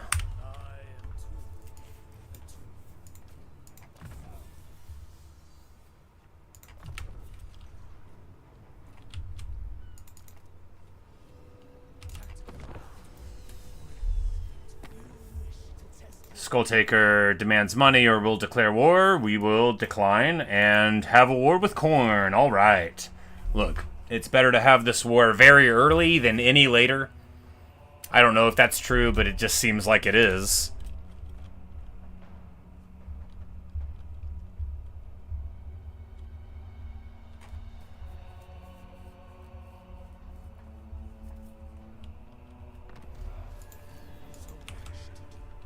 Savage Blow is active. Fortunately, we're not fighting armies where that's really going to harm us at the moment.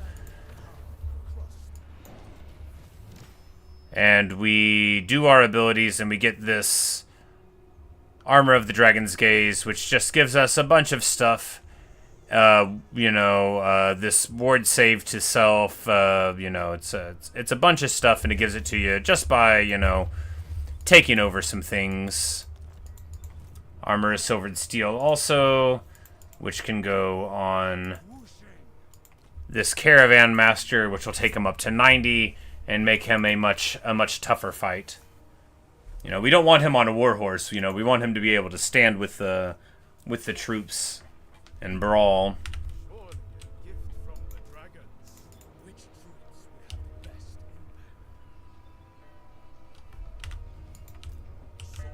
Alright, so we're going to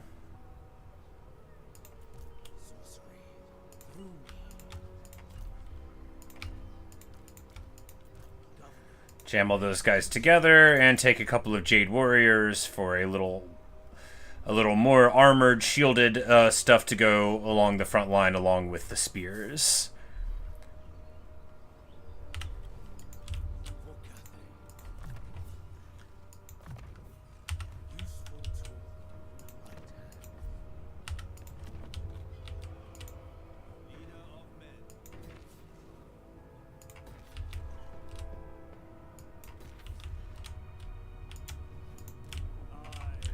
Because all things being considered, we're still, revenue positive. And we're not losing any war yet. Are we about to lose the war to Skulltaker? I mean, probably. He's Khorne. Plus, he's Skulltaker. So, we'll probably lose the game. But we won't definitely lose the game.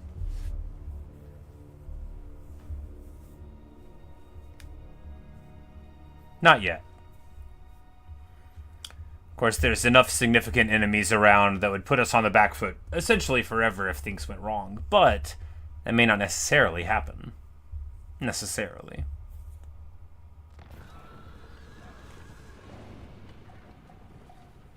So it's an even bigger army here. Alright, so they've got Noblar scrap launchers, lead belchers, bulls, man-eaters, ogre bulls. This is a pretty big army. I don't know if I can beat them. Well, why not throw it all away?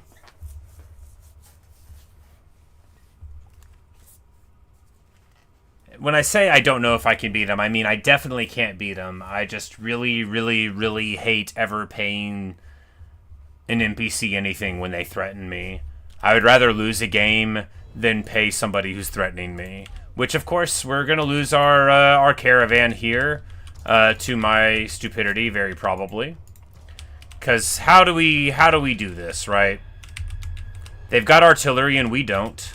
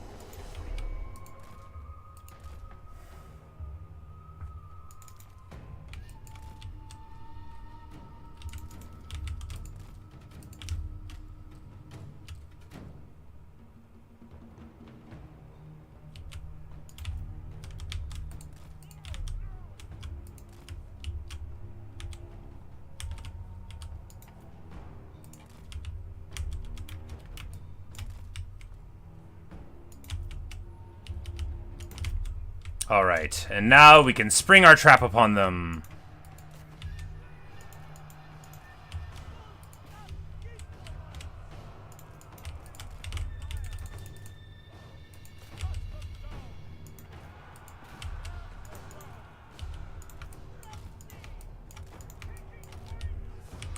Couple of volleys there.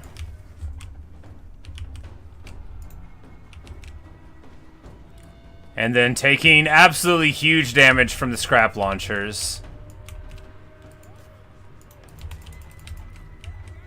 Which I don't even think I could beat in a fight if we even got to them. Anyway, we're losing this fight right here, right now. If you didn't know what it looks like when you lose, it looks like this.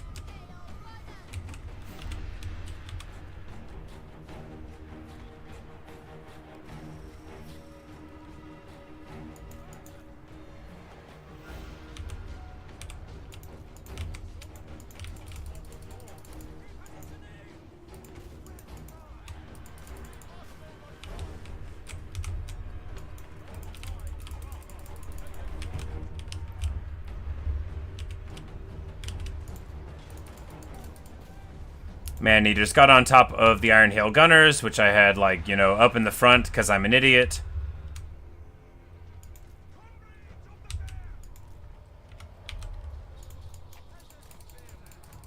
We just need to try to reposition there if we can.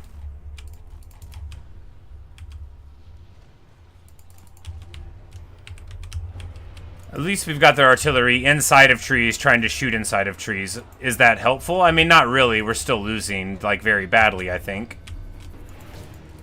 Because I clumped all my guys in the trees and then never corrected any of the positioning, and now the lead belchers are opening up on us.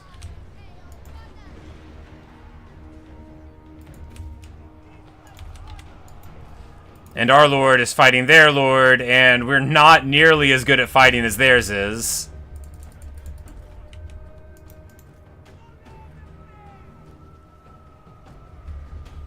And we move the Streltsy up to try to shoot at the lead belchers, and then get rear charged by the Noblars, by our blood activated. Looks like our lord is going to be able to get back to the front line, though. These Jade warriors just letting the peasant archers take the fight and get trucked on. At least we've got our health, though. Peasant archers shooting someone.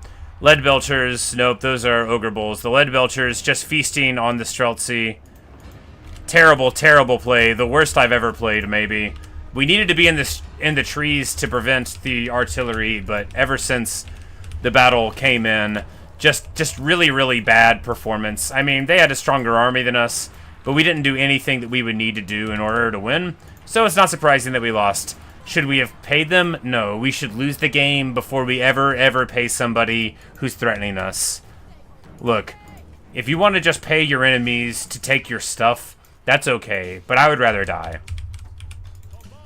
So you'll see me do that repeatedly, because I'm really bad, and not at all good enough to be principled. I have absolutely lost multiple campaigns because I did not pay threats.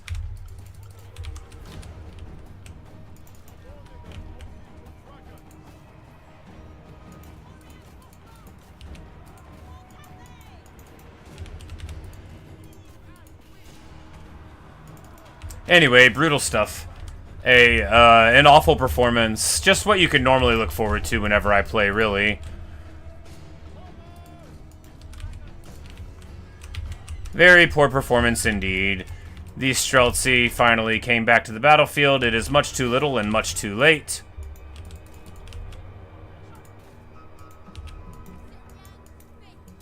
And we'll be in full rout before long. Lose all of the caravan. And shamefacedly, you know, never ever be able to be seen in polite society again.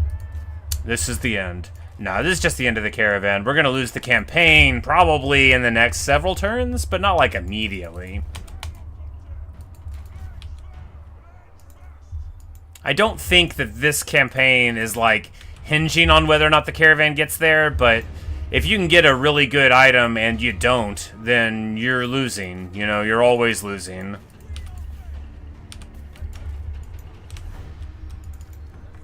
And we're definitely losing right here. You know, we didn't play this well at all.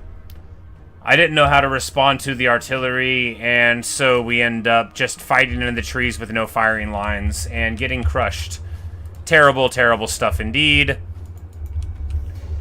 And the Dawi Air Force hopefully gets to fly away and live.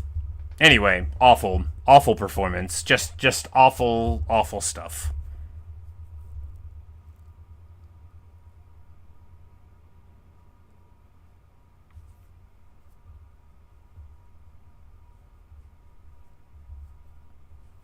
Pretty pathetic all around.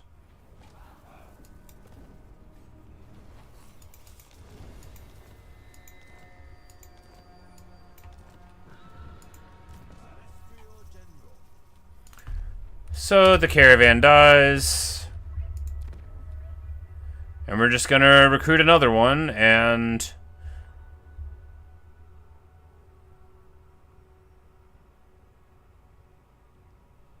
he has better replenishment for all the peasants. We're gonna take this dragon-blooded thing.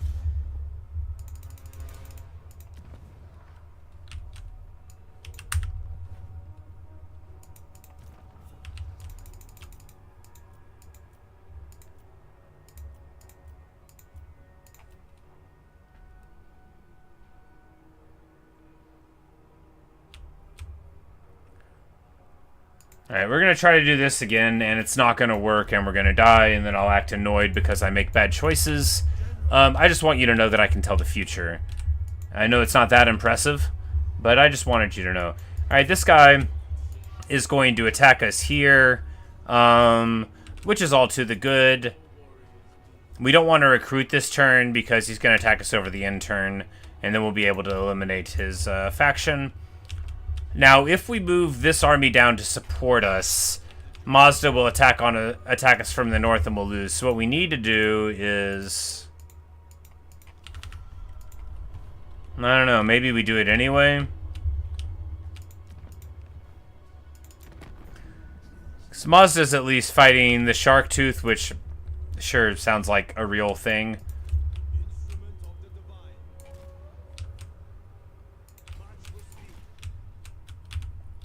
We can march this army down and then maybe try to deal with Skull Taker, and that could, you know, theoretically work. I mean, it won't. We'll just lose. I can tell you right now, this campaign is doomed. I lack any concept of how to play Cathay properly, and that's going to come to bite me. I mean, probably really soon.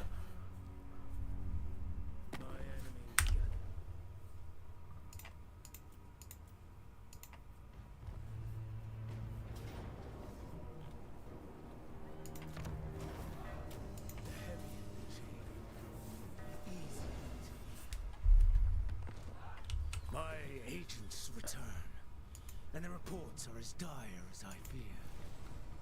This requires my personal... Alright, so there's some quest battle I'm supposed to do. I would probably definitely lose it if I did this. Alright.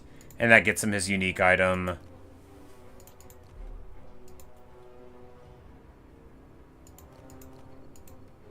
Yeah, we have to fight a Cathay army with cannons, so we're just not going to do that yet. Maybe ever. So bad at this game. It would be embarrassing if I had the capacity for embarrassment. Fortunately, I don't.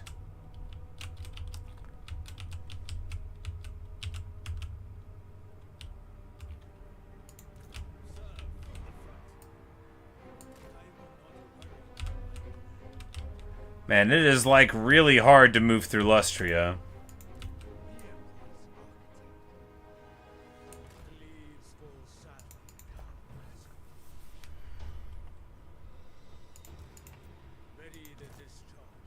Now here we'll get like...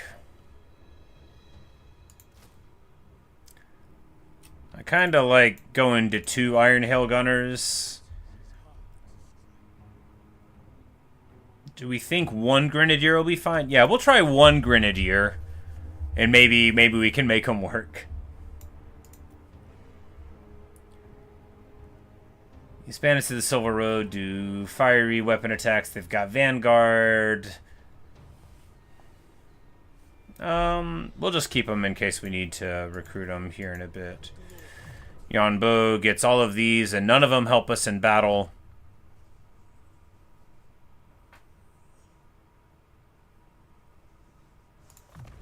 But hey, they'll make the army cheaper, so at least there's that. Helping us to be positive when we're in our own land, and since I do love being lazy and standing around where we live, that will help us. Maybe we'll get a third army soon. Because when they're at home, these armies are a lot more affordable.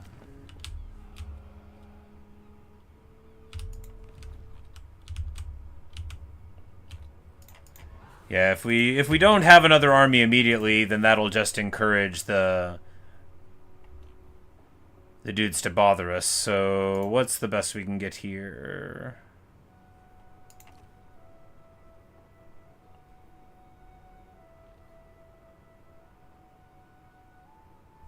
None of those are helpful. Like, none of these are good traits at all. Some factions get the best traits you've ever seen. And some that's just like, here's a percentage that you don't care about. Alright, so these Dragon Blooded Lords, we do get a +5 to their recruit rank.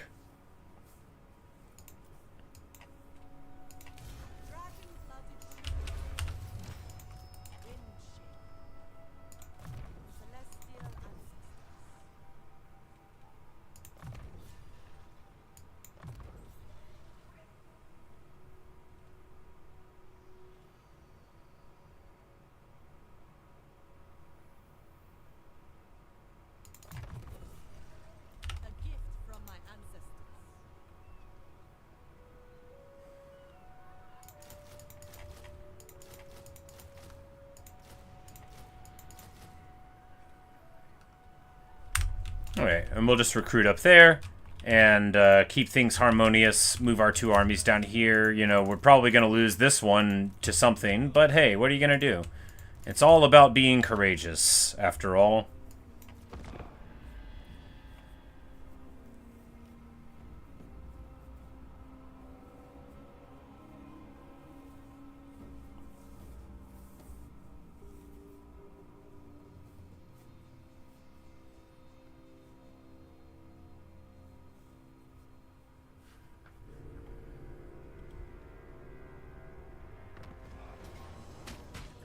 Alright, we failed to spot an enemy ambush. We're going to auto-resolve it and win? Amazing! Yeah, that wouldn't have happened if I fought that battle. This Celestial Dragon Crossbow gets 300 kills. And the whole thing dies, but, you know, we'll, This guy, he's got no units.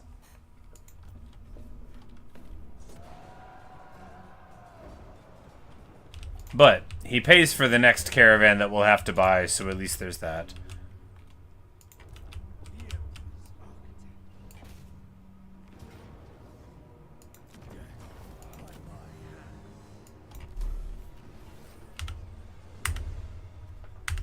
And we get that dumb map that we don't care about. Satang the Watcher. Who watches the Watcher? The eye of the Watcher is upon me. So we need 6 of these units, and then we can get Satang the Watcher. But how am I going to get 6 of those? By recruitment? Alright, good deal. Now we're here.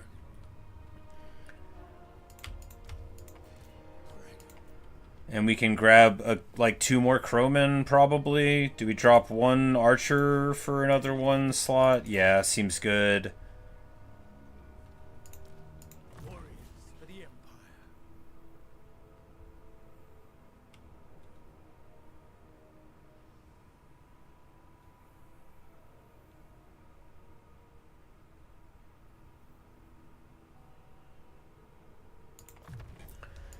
Diplo relationship, I guess. We get this Bulwark ability, which really only helps him whenever he's sitting still, which isn't ever what he wants to do, which doesn't matter.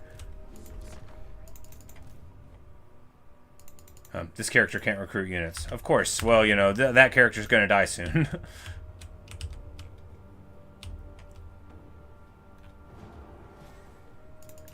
But importantly, I think that was the...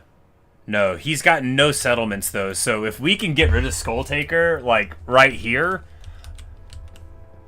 Because, you know, we're not, like, bros with Wolfheart, but he's doing, you know, like, he's green with us.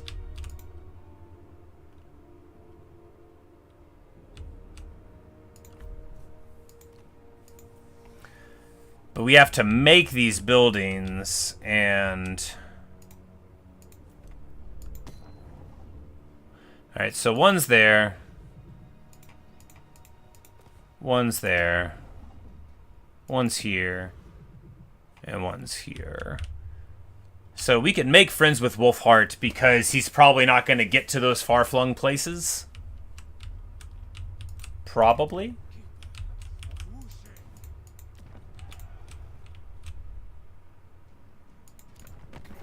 Of course, we got Gorok right here, and that's its own problem. He is fighting the Dark Elves, so we could fight them too, but then, of course, we've got Lizard, and then Lizard above us, and you don't want a bunch of lizards to get along. When the Great Plan really kicks up, that's when they can be miserable. Alright, we should have taken the river. We're just going to go down this way because we're going to want to fight Rakarth before he realizes that he wants to fight us.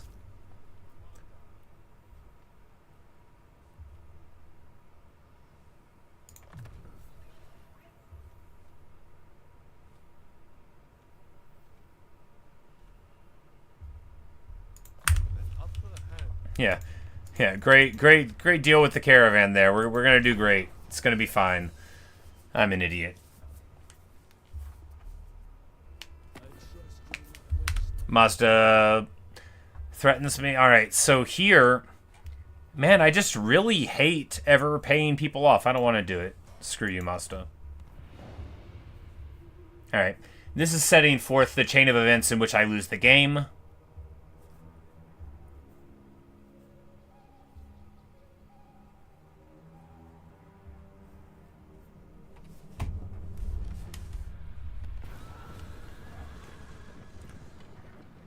Alright, so this guy wants to join up.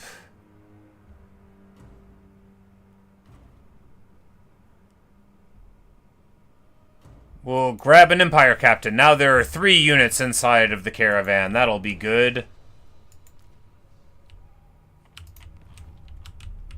Yeah, super good.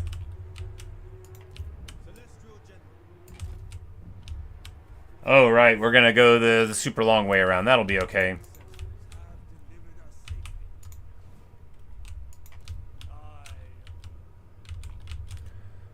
So Rakarth is going to attack us, right? We know he is.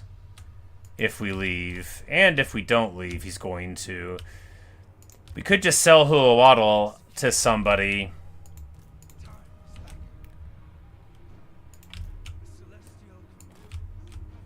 Oh, the camera reset again.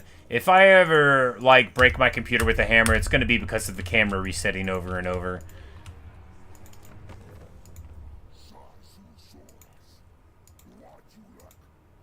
Okay, so if we give him this, we can get him into a military alliance with us. Of course, we'll have to kill him eventually.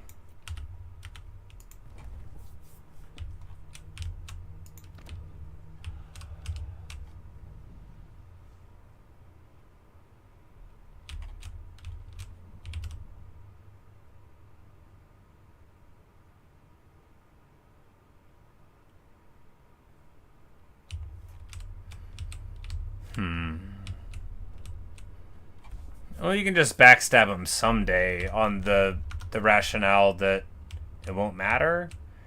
On the rationale that he'll backstab us someday. Will this make him that much stronger? Will it make me that much stronger?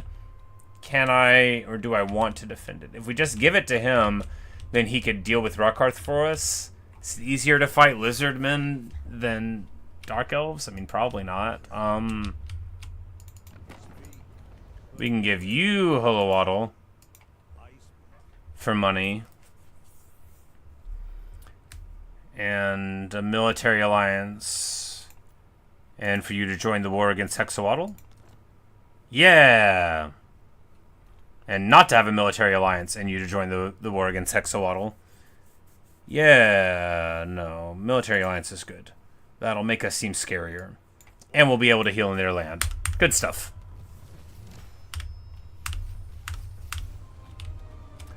And then maybe we can get like a sweet Empire army thing. Nothing springs to mind. Skulltaker is on the back foot. He's not going to make it. Of course, Gorok is going to be mad about this treaty, but I think being friends with humans is safer than being friends with lizards.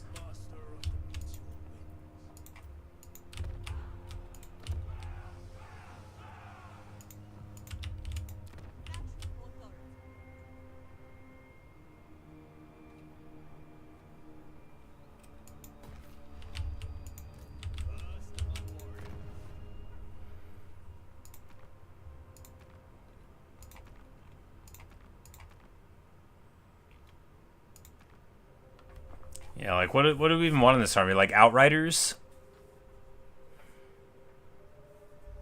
It's like, they have handgunners, but, like, we already have, like, a gunner equivalent. Probably Outriders.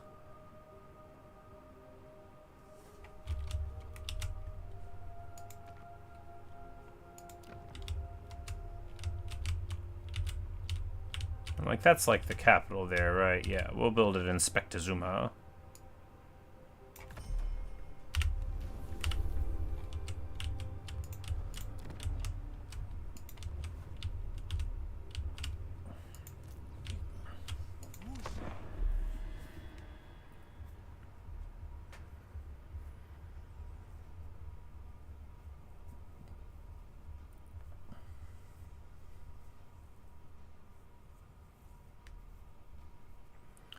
So far, the introductory gambits have worked out okay, but our army's not powerful.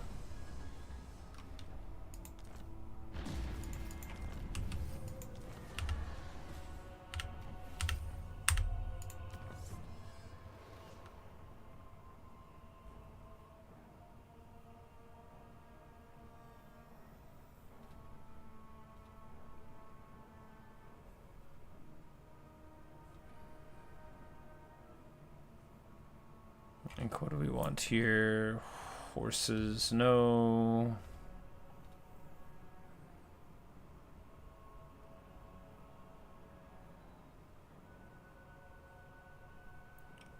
Base missile damage, 20% for those units? Yes. Investment in the future. Finally, dry land. Oh no, Mazda's already level 19? Oh, jeez. Anyway, oh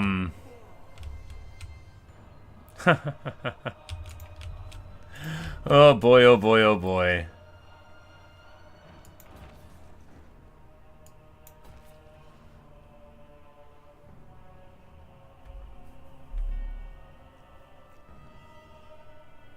Alright, so here we go here, and we can get Astromancers, and I think that's the right thing to do. So we can finally get like a wizard in these armies, and then lose the game? Maybe. Maybe. I'm being a little fatalistic, but I don't think it's terribly unfair to be. Alright, so if we ignore Rurkarth for a bit, just because it'll be hard for him to move up here quickly, is he embroiled in war? He's got a war with Itza and the Spinosaurus Dwarves. Okay, so he probably will have some problems here and probably not attack us. Maybe.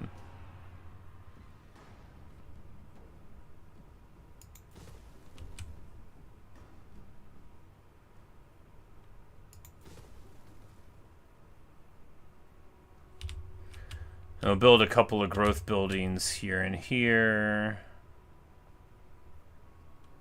So you can build one yin and one yang growth building there. Recruiting up here. We're still positive on the cash flow, which is very good indeed. Just in time for us to start losing everything to Mazda. Oh, no, you're joking. I didn't move at all with the Lord, so we're gonna reload. I moved like 1 foot forward. I'm not doing that.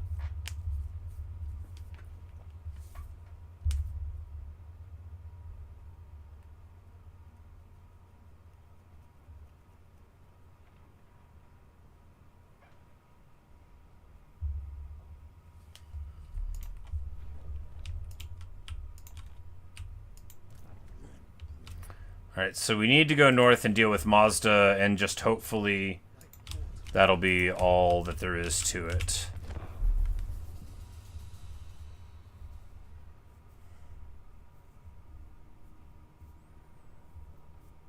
Because if Mazda's just, like, trying to be adorable, then we can, like, go and punch him in the face, burn down some stuff, you know, just really, really give him the business.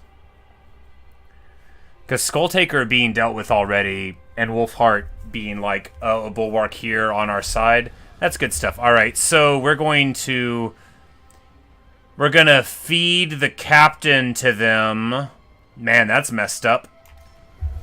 Alright, so we feed the captain to that guy that, you know, he joined up. He's like, hey, help me out. And then we fed him to the guy.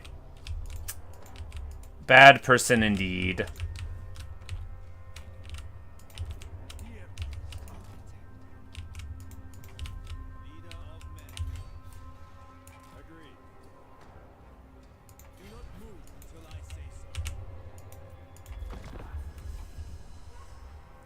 Alright, there's a building upgrade available. We should have taken that.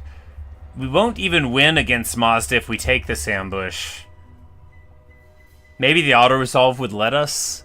The auto-resolve really favors an ambush. I don't even know what his full army is. I just know that we'll lose it.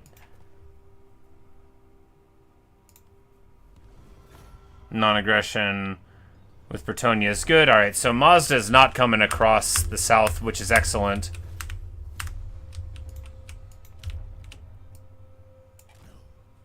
Because, like, in 100 years, Yuan Bo is going to be able to make his way around there.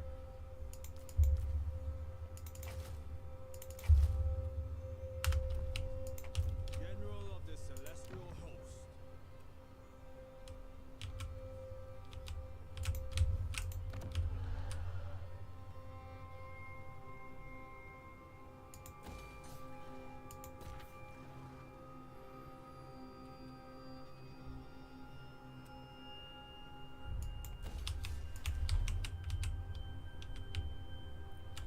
A little bit of walls there. Alright, so Mazda is just like hanging out, doing his thing.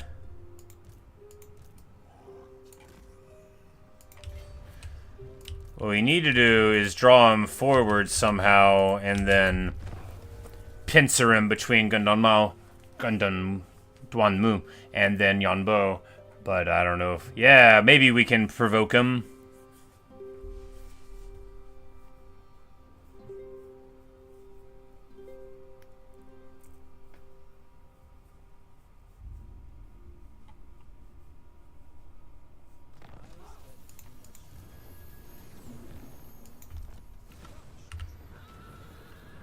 And we got to Castle Drakenhof, and...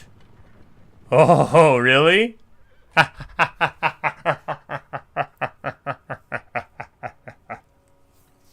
Okay.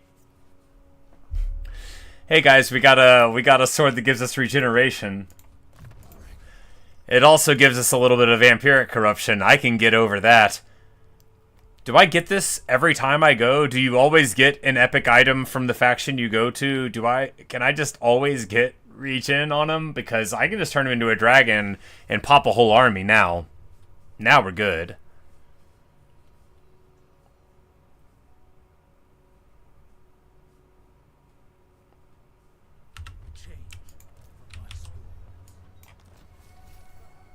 That's the thing about caravans. Okay, so you go and you get like the artifact of the people. I see.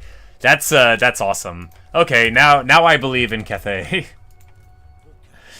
Even though I'm bad, it won't matter, and it won't matter because I am now a regenerating dragon.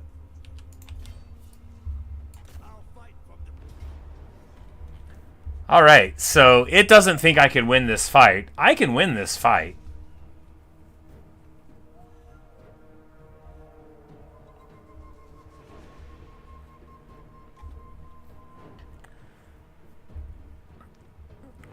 Croxy, Basties, 4 skinks with javelins, couple skinks, temple guard, tons of Saurus. I can win this. Yeah, I can totally win this. Can I win it by giving automatic control of my other army? Probably not. We're probably going to have to actually control the full big army. That'll be okay.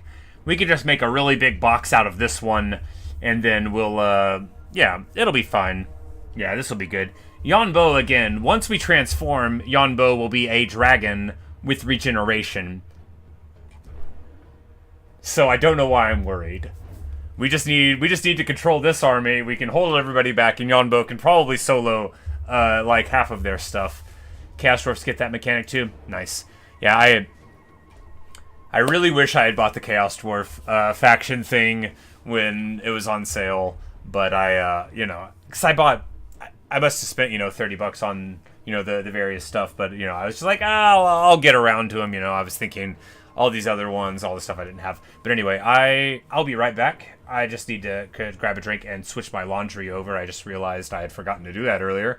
And then we'll be here to do this battle and keep on playing for a bit. I do have to work today, but not soon, in a couple of hours. So we'll continue on. BRB.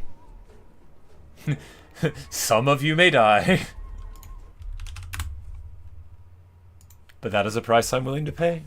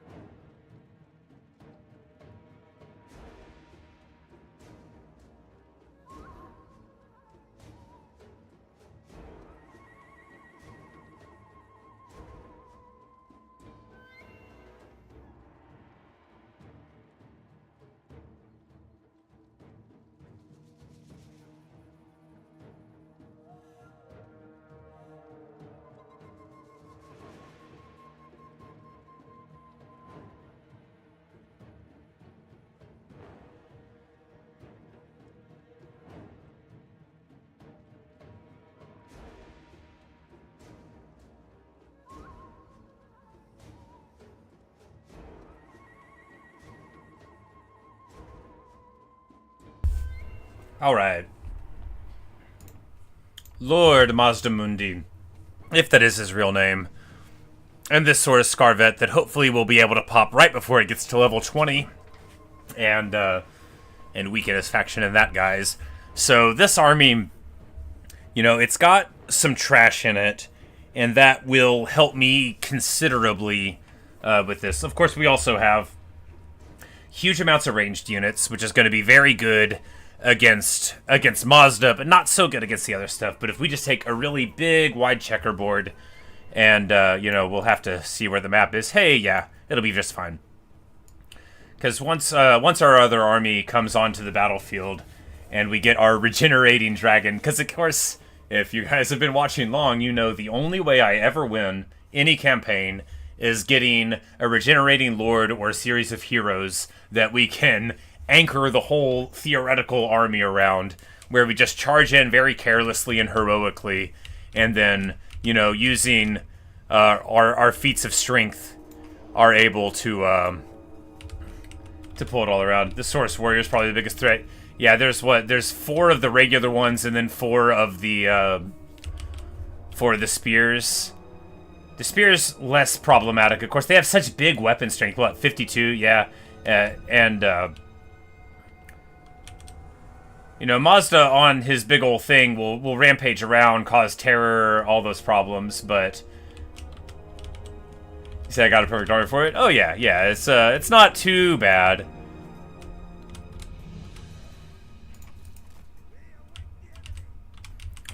So we can just, I mean, we just want an area where the reinforcements will get here soon, so we can just throw like so, and then we'll, you know, we'll move it from here. And the trees a little bit, and of course you want a wide line. You want like a sort of thing like this going on, because what you want is, if the line gets compromised, you don't want them to get on all of the archers at one time. You want your archers to be able to swing around and hit them. Of course, they all need to be able to hit the front. This is a little bit all the eggs in a basket, but in just 2 minutes, our army will be here, and then we'll be able to make it work out.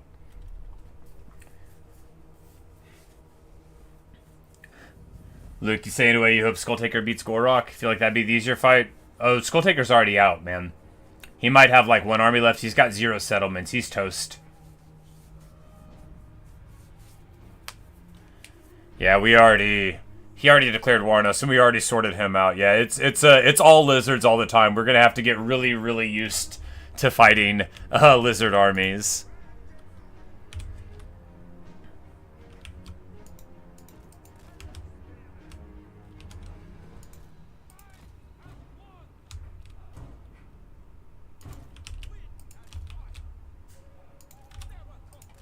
Alright.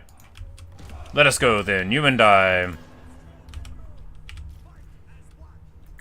Oh, and he's got this ability, the Lord of Grand Cathay, which is a huge melee defense and physical resist buff. A huge buff. I guess that's the unique thing for the Celestial Generals. But in just a minute and a half, everybody will be here. They won't have very much time. We'll just speed it up a little bit here. Nothing to do but wait. We'll have to hold for 1 minute for 30 seconds. And then the executioner will be here.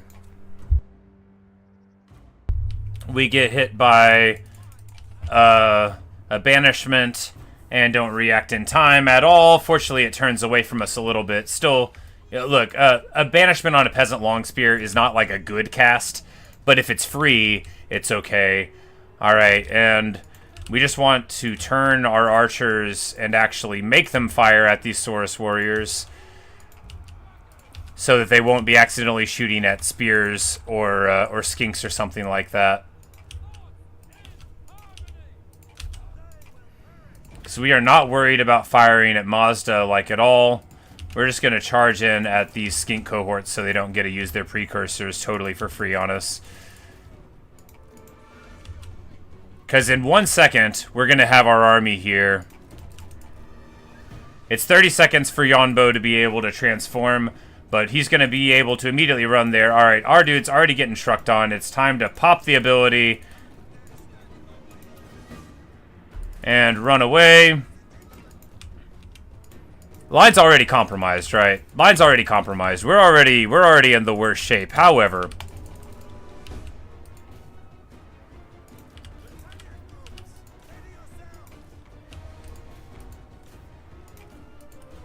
if we just get some chrome in here to support in some places, Yuan Bo is now the dragon. We just need these grenadiers to be popping good shots here. Grenadiers might be a good force multiplier. All right. Powder at Mazda. Anti-large isn't anything to worry about. These sort of Scarvets, that's something to worry about. All right, we need to move these guys back. Terrible stuff. Sort of Scarvet going in. We just need to get the spears on there. Make sure that somebody is fighting the Temple Guard. Longma Riders charging in to their anti-large dino. Not like good. We wouldn't call that good. It is what we did. Yuan Bo has transformed and is now busy not fighting anybody. So that's what's hot on the streets right now. That's what all the people came to see. Fortunately, we are breaking these skinks. I thought that was Saurus that was on it, but it was just skinks. Of course, once we get these archers in a better spot, we're just going to go ahead and get on this Basti here in the middle.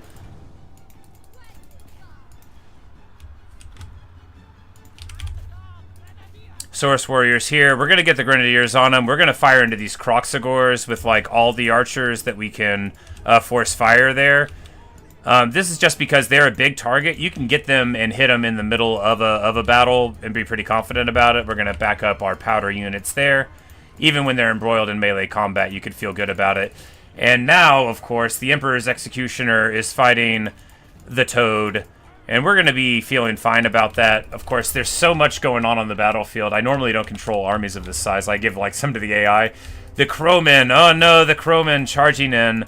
One of the Crowmen taking a bad fight because I told them to, and paying the price because I told them to. Might have to deal with Lord Scork down south, my favorite enemy type. Yeah, you know, hey, with a lot of Crowmen, maybe Skaven will be better. Maybe not. Maybe I'll just get them locked down by Howling Warp Gale repeatedly, as if I've never heard of it, as if I don't know the name of the ability. Our Jade Lion is fighting skink cohorts. That's, like, not good, but we've got a breath. And that should do some good damage to the Sauruses. Yeah, it chunks on them a little bit. Yuan Bo is still pretending to fight Mazda and really not doing it very often. We need to get the Empress Crowman out of here. I don't want to lose them from the battlefield here. If we rear charge, nope, those are Sword Spears and Temple Guard. We don't want to be charging in there at all. All right, some of these peasants are turning around again. We just need to get them back in it. If we can get the Iron Hull Gunners over in that position, we can get them firing at Mazda. A rear charge here will help. All right, these guys have already turned around. That's not so good because, of course, we need to stop these Saurus Warriors from getting in. All right, there we go. Knocking him down a little bit. We need to get this guy embroiled. We need to get a little buff for the blob here. Mazda's trying to get out because if we can just get right here without this blob messing us up a little bit, get our archers firing into Mazda. Not our archers, our gunners. There we go. There's the hit we needed.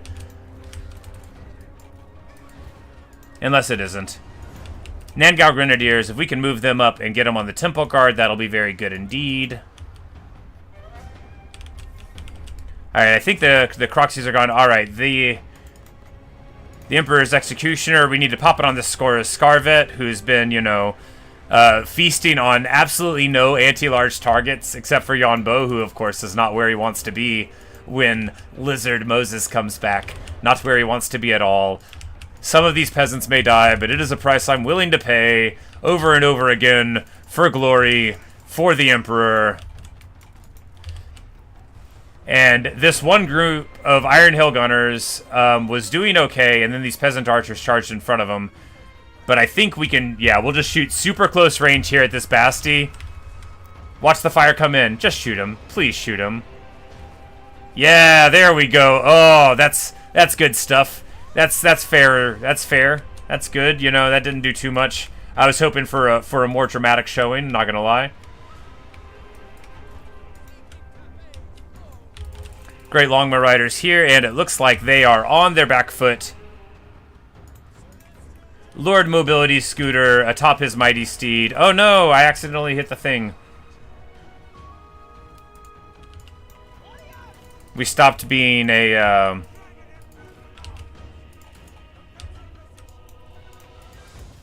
Stop being a guy. We want to absolutely Harry Mazda off the field here. Did we get rid of the... Dude, we've got the Basti dying here.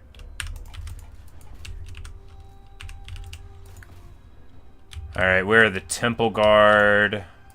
There we go. That's what we want to do. We want to get on these Temple Guard. I knew he had one unit of him, and I knew they hadn't lost nothing. So that'll help us out a bunch.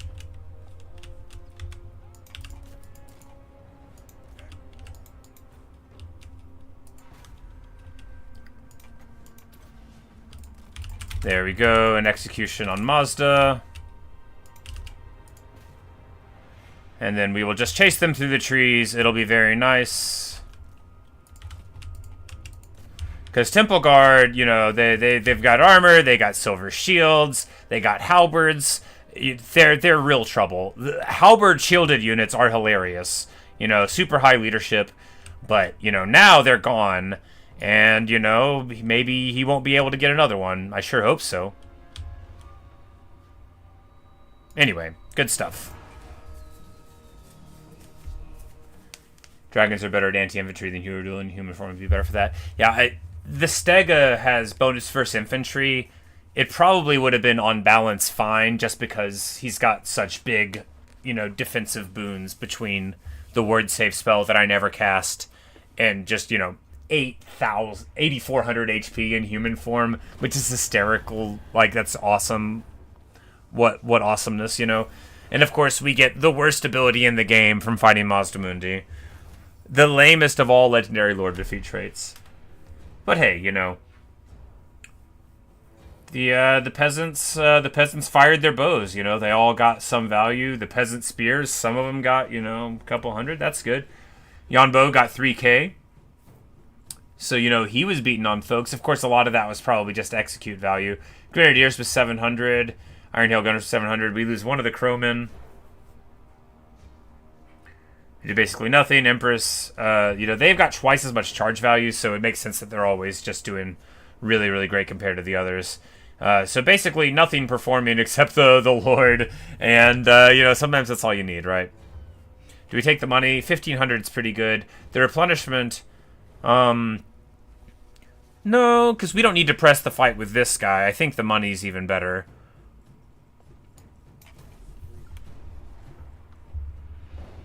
Because now with that army on the back foot... Oh yeah, super far on the back foot. Brutal stuff. And we did destroy that Lord's hero there, so... And that always feels awesome. Like, when you... Like, because that dude was doing well, and we get the Jade War Drum... Which, so, how do the war drums work? The war drums are this unit that is like a big support piece, and it makes the harmony increase. So it's basically like having the Lord around, and it increases all of the abilities around it of the people. So you've got, like, things, and then this one would have special stuff as well. Think of it like a corpse cart, but for Cathay. So it's a big leadership buff, you know, it's unbreakable, it doesn't do damage, you know, it's a support chariot. But, you know, it gives you, you know, you can give it little abilities. I don't know if I would spend a slot on one. But, yeah, not even close. Valiant defeats. Valiant defeat, indeed.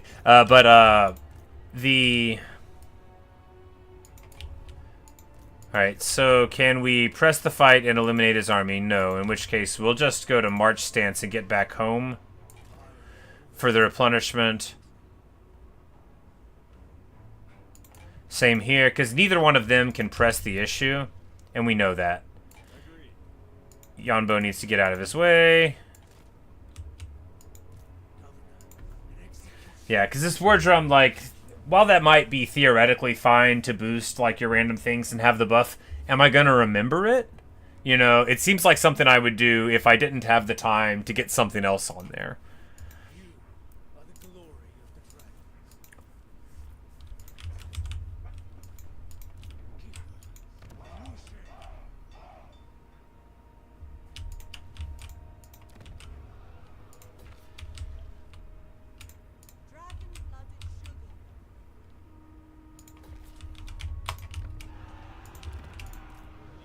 Oh, and it, of course, saves us like 2,000 gold by being here.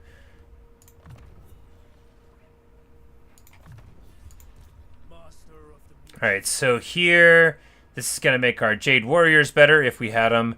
This is going to help out sieged things, which again, would be good if he was sitting around somewhere, but he's like traveling with us right now. I mean, I guess there's a lot of potential to be under siege, and it's armies for local owned region, like, but I kinda like the idea of better stats for my army when we go around. You know, that seems like a good hero to keep somewhere, and of course we could always just respec him at some point. Alright, so this Caravan Master can get any of these things.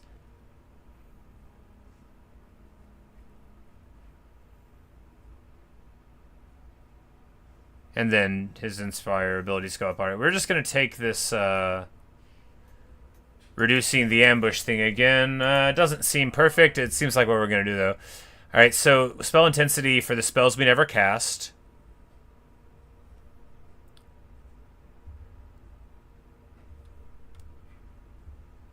Spell resist for the whole Lord's army seems good. More Astromancers, which we don't have any of yet, but in one turn we'll be able to start getting them. And then we'll finally, finally start using magic. Because I just, I didn't get any of his. Some of the skills are good, I just haven't heard of them, and so I'm not using them because I'm an idiot. But that's fine. So Gorok is here. He's at war with 1,000 mods still. There's no way we're going to be able to stay friendly with him in the long run, but we're just going to hope that the Hunts Marshal, because again, he's only at war with Mazda right now, and we're just going to hope that we can make this work out in the short run. And then, the Hunts Marshal, if something bad were to happen to him in the future, if he happened to have one of those settlements that we have to have, I mean, that would be a terrible shame. They'd probably write a song about it. It would go, ain't that a shame, ain't that a shame, whoa, whoa, whoa, ain't that a shame, ain't that a shame. That kind of song.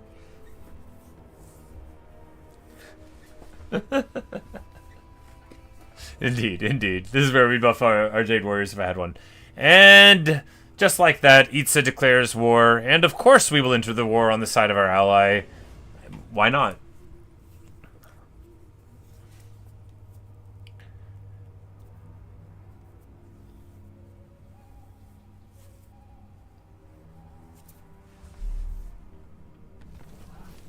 And we have done our technology research, getting us the Jade Amulet, which is that one totally solid passive, which, if we were casting spells would be good. And we'll do that someday. Did that just say what I think it said? No! You're joking! I'm the happiest boy in the world. So now I know how I'm going to play this campaign out. Why did I not know that Cathay could get Gotrek and Felix? Well, that's fun. That's super fun. No one's ever been happier to read a thing than that. Just imagine Gotrek up there, bashing things, Felix sitting around in a big old green dragon overhead. Don't imagine it too long. We're gonna see it before forever. Of course, the Gotrek and Felix quest battle is tough, and I don't think we can win it with this army. Yes, indeed. Here we go again. It's like, oh, we've seen this one.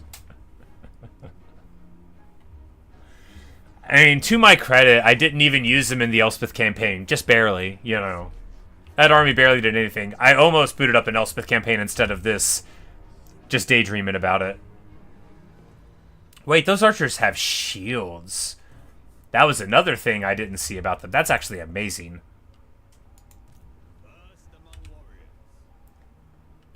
Fear just be Empire factions, not human in general. Yeah, like, I guess you could probably get them as Bretonia then. That makes sense, I guess. And you could definitely get them as dwarves. Or can you? Or is it just Malachi? You probably can get them as dwarves too. So yeah, that's not elves though. I don't think Gotrek would work for him.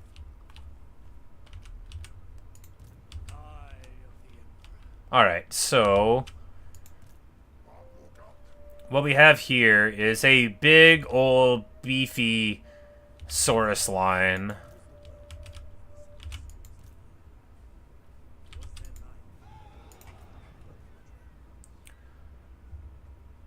Alright, and we get Astromancers here, so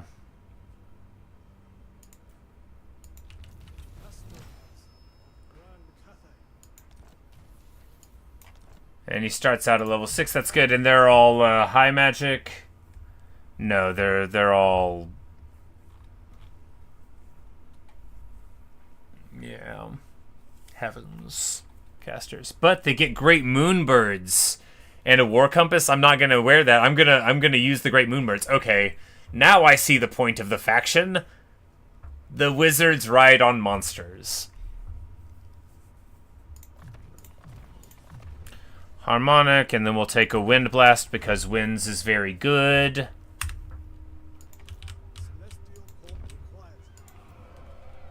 And we're gonna want to take another one because this guy's army's gonna want one.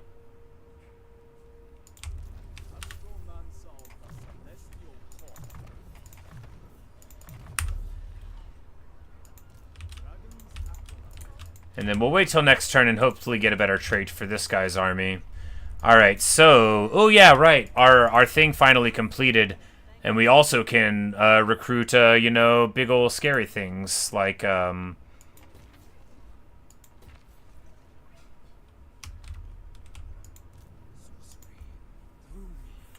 like Celestial Lions, which are an anti-infantry flyer, and then our Jet Lion, Jade Lion, which... Okay, so they do slightly different things. The Jet Lion has, a silence on it. That's cool.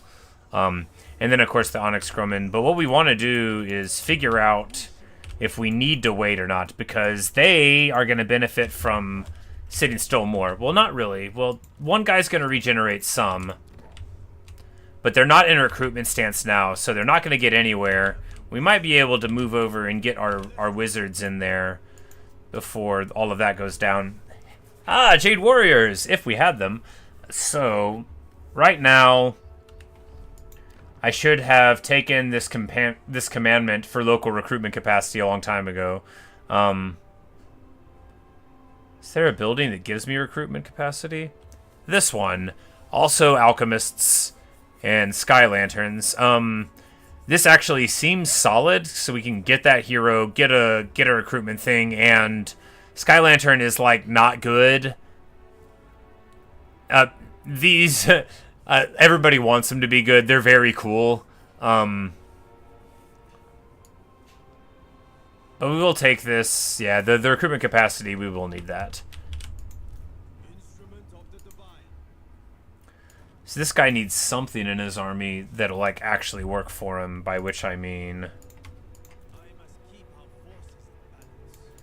He just needs, like, 2 Crowmen. Because, yeah, we can spend 1 turn waiting here. And we can still make it to siege them next turn.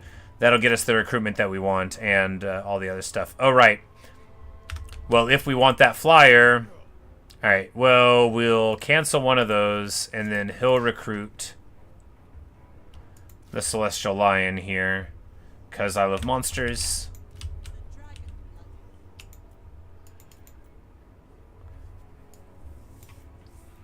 And we can get, like, Outrider, you know, allied recruitment, which seems okay, except that I would forget about him. You know, none of these seem wonderful, but, you know, it's still nice that we have access to them. When you're a combined arms faction like Cathay, getting access to another combined arms faction is a little underwhelming. But we'll be able to do it.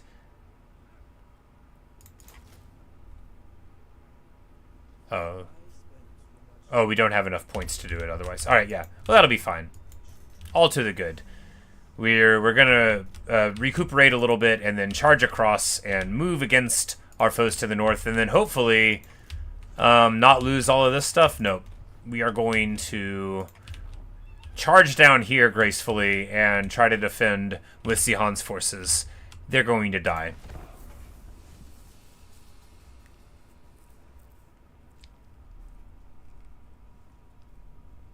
Malachi starts, but they all get the quest battle. Oh, okay. Yep.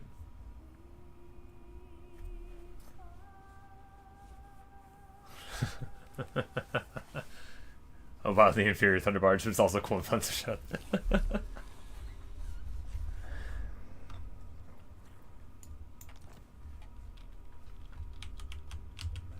Yeah, Belagar. That quest battle is rough when you have to, like, you know, just sort of waddle forward.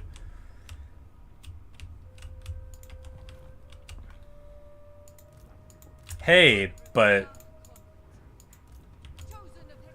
Rakarth is at war with Itza as well. And that's keeping them from getting distracted being mad at me, even though they hate me a lot. That's so fun. Alright, so that'll be a little buffer there.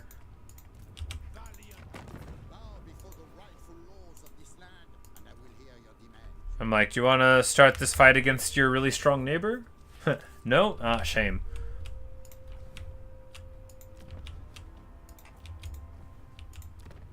Alright, so now it is time to go to war.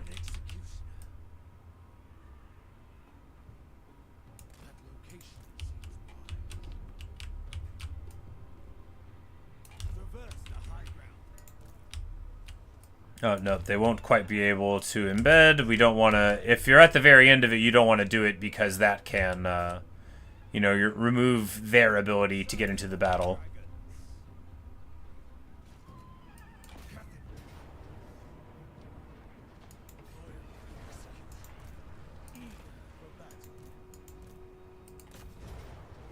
It still says I'm going to be defeated. I just don't believe it. Now, Lizardmen walls can be a little rough, but I just don't believe it. I think we'll be okay. Because, of course, the thing about Lizardmen is, as a faction, even if they have, like, a little bit of skirmishing, they either have monsters that do, like, artillery sort of stuff, and, you know, they've got chameleon skinks, but you don't see tons of them depending on what's going on. But you also, like...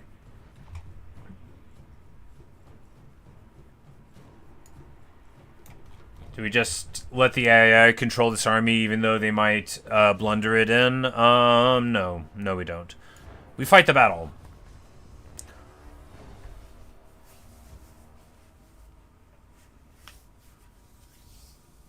Battle of Pahua. Pahua.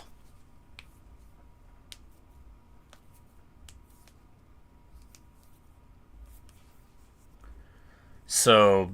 Objective, same as always. Break down the door. Hey, no towers over here. Break down this specific door.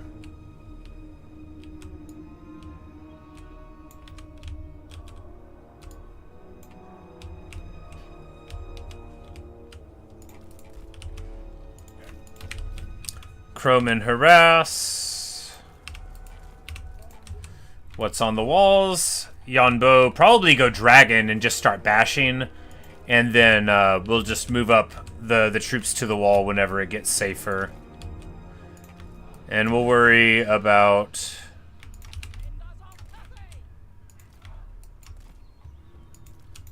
hiding them later. I don't think they'll do any weird abilities to them if they're in the trees. You know, I've been wrong before. I'm like, probably some of them are going to be visible, and that'll be bad.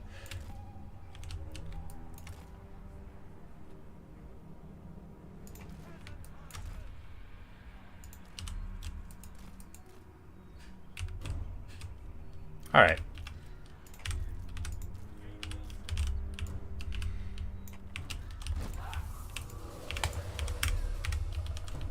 Yeah. Because this dude is... this dude's on a beast, so he can't get up on the wall, right? Right, yeah, he's riding a Velociraptor. This Loftercopter. He's not going to be able to get in. This tower isn't even being manned. Lizarded. You know, whatever, what have you. It's not being lizarded. And Yuan Bo is about to show them the power, the fury, the fancy. We should be using that banner to give him Strider.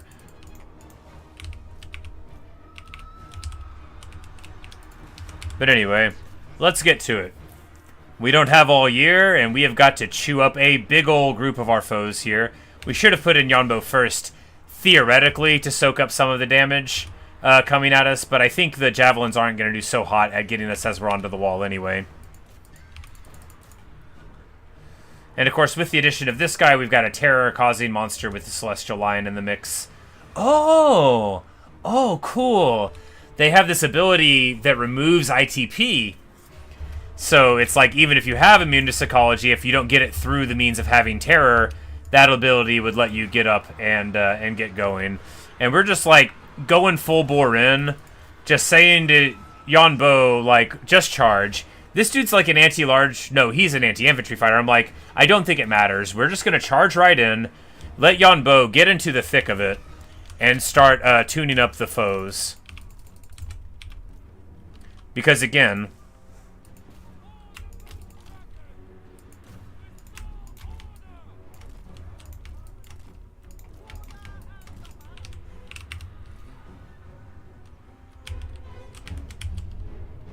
we got reinforcements coming in, which is just going to, you know, provide us with more power in the backline in the event that we need to reinforce Yuan Bo, who can probably solo this whole thing. But we need to get the crowmen going somewhere, hopefully, like, getting some picks. But, because we're just getting, like, javelins hitting us, but then also the Sword of Soul Blood. Now, we've got our whole big regeneration health pool, which is the only reason I'm taking this fight, which is, like, needlessly aggressive.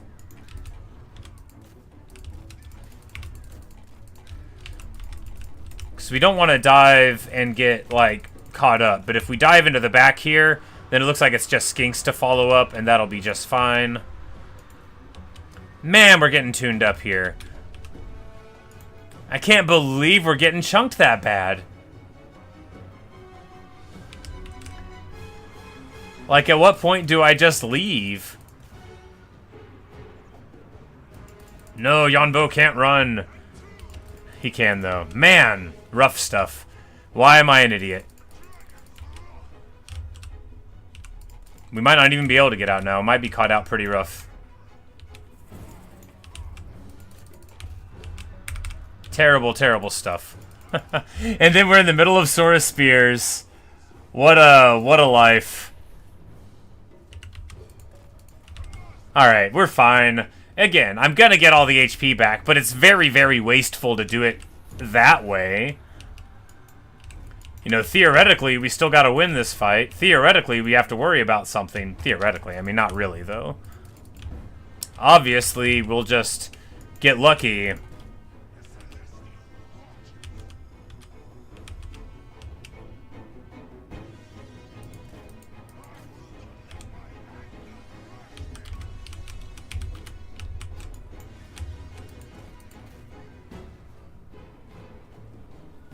And these skinks are a little bit out front, so we're going to jump them.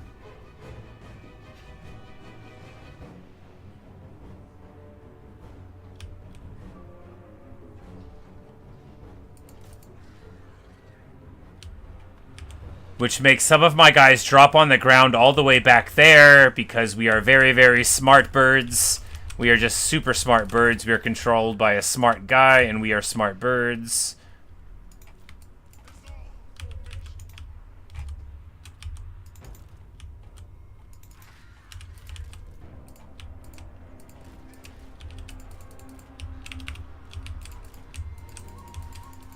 Alright. We might be able to get off the ground here. At least this dude's not down on the ground. Alright, so...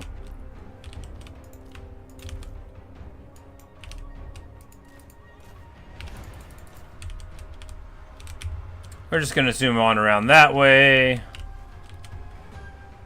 Our reinforcing army is, of course, coming in.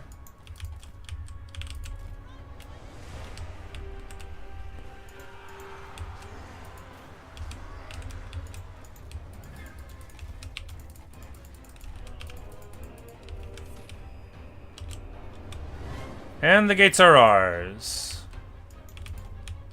Good, good.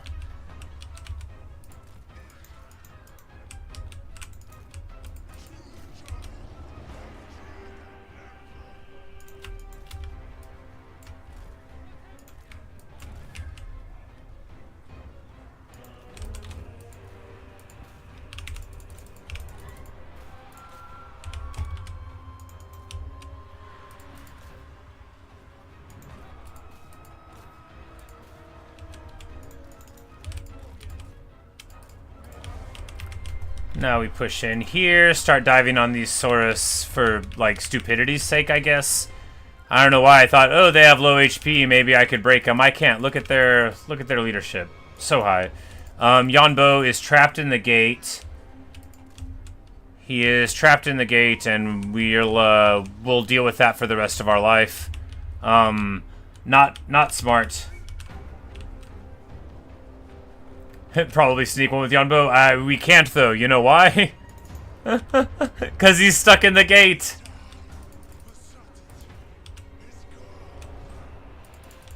It won't let us transform because he's stuck in the gate. Oh, me. Oh, my.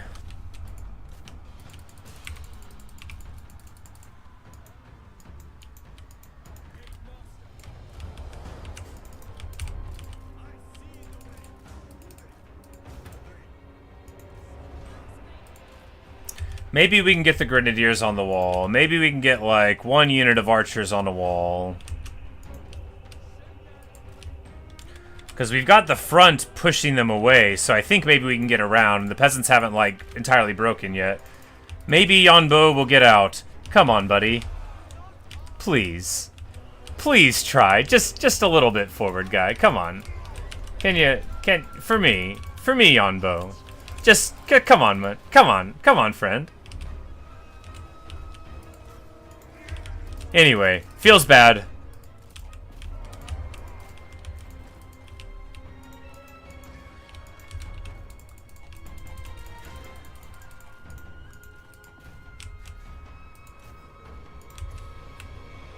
And this actually is going to be like a really good breath. It's going to do huge damage. Well, I mean, huge comparatively. We're going to drop this here. This is going to be a very good buff for our blob. Buff for our blob. That's the name of the new record. Buff for our blob. You know, we've got plenty of archery here. And there we go. The Grenadiers are up on the wall. This is what we wanted. This is what the people wanted to see. Grenades getting thrown down in perfect harmony. And we're going to drop this Heaven's Flash ability as well. That's going to really mess him up. Man, Yuan Bo's going to be really proud of this. He's just yelling instructions from up there on the sky. And it's going so well. Unfortunately, this Feral Basti is coming in here. Coming in hot.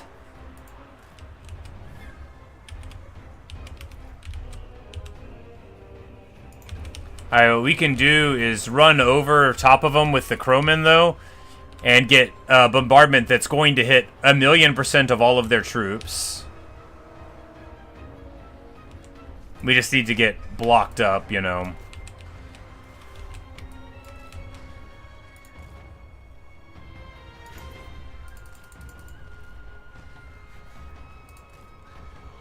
There we go. A big old amazing bombardment. The Nangao Grenadiers are on fire? How? I might have dropped a fire on them. Alright. We can still execute them from inside. Boom, baby. Drop it like it is hot. Our foes perish. Great, Longman Riders bumping and grinding on the ground. Doesn't feel great. We're going to pop the immune to ITP, and maybe that'll and it's a negative leadership, it's a negative leadership hit as well. That's actually, I kind of love this beast. That's a really cool little spike. Yeah, supervised peasant mobs. You know, I was saying he needed to heal up. You know, it went from me being a little annoyed at how bad I played it early to now thinking, hey, that was smart, you know, because... because now, at least, we got some value out of him before he got injured.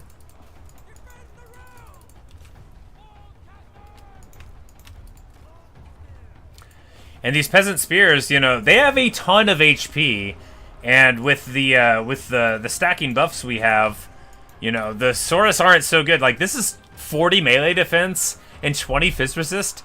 It's sure it's only for a little bit of time every now and then, but that's really good.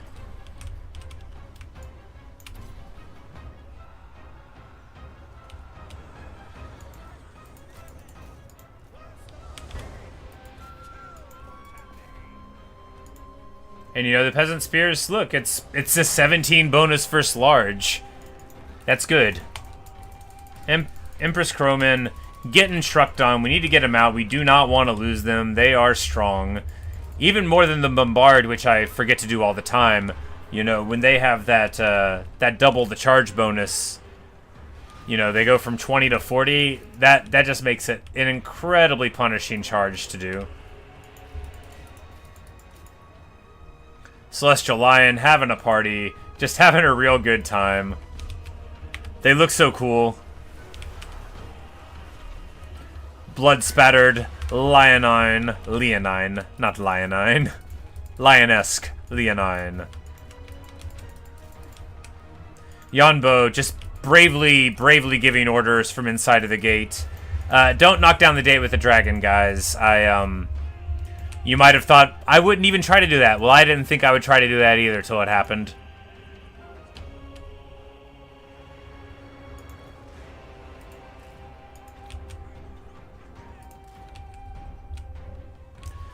These peasant archers on the wall probably get a lot of value. Some, you know. They're using all their ammo, and that's good. The Nengar Grenadiers got no value at all. They used all... No, they used... I was like, no, they had 105 kills. I'm like, there's no way they didn't get value.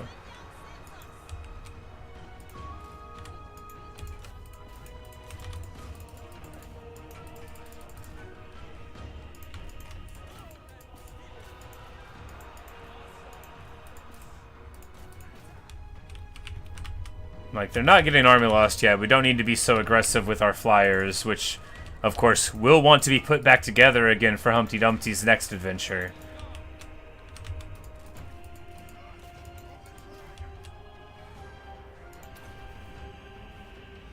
But we should be able to, like, get a chain route here because of this. The Celestial, I think running with one Celestial Lion feels really good. There's a lot of problems you can solve by removing ITP and dropping a terror route on some fools. Which I'm surprised these guys haven't run yet. You know, you have a negative 100 leadership and we still broke them. Get wrecked.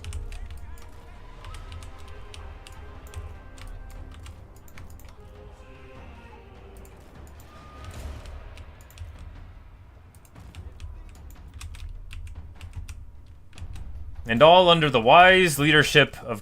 Yeah, the day goes to the nearly dead President Spears. Indeed, you know, they're the ones who are the heroes here. They are the ones worthy of song.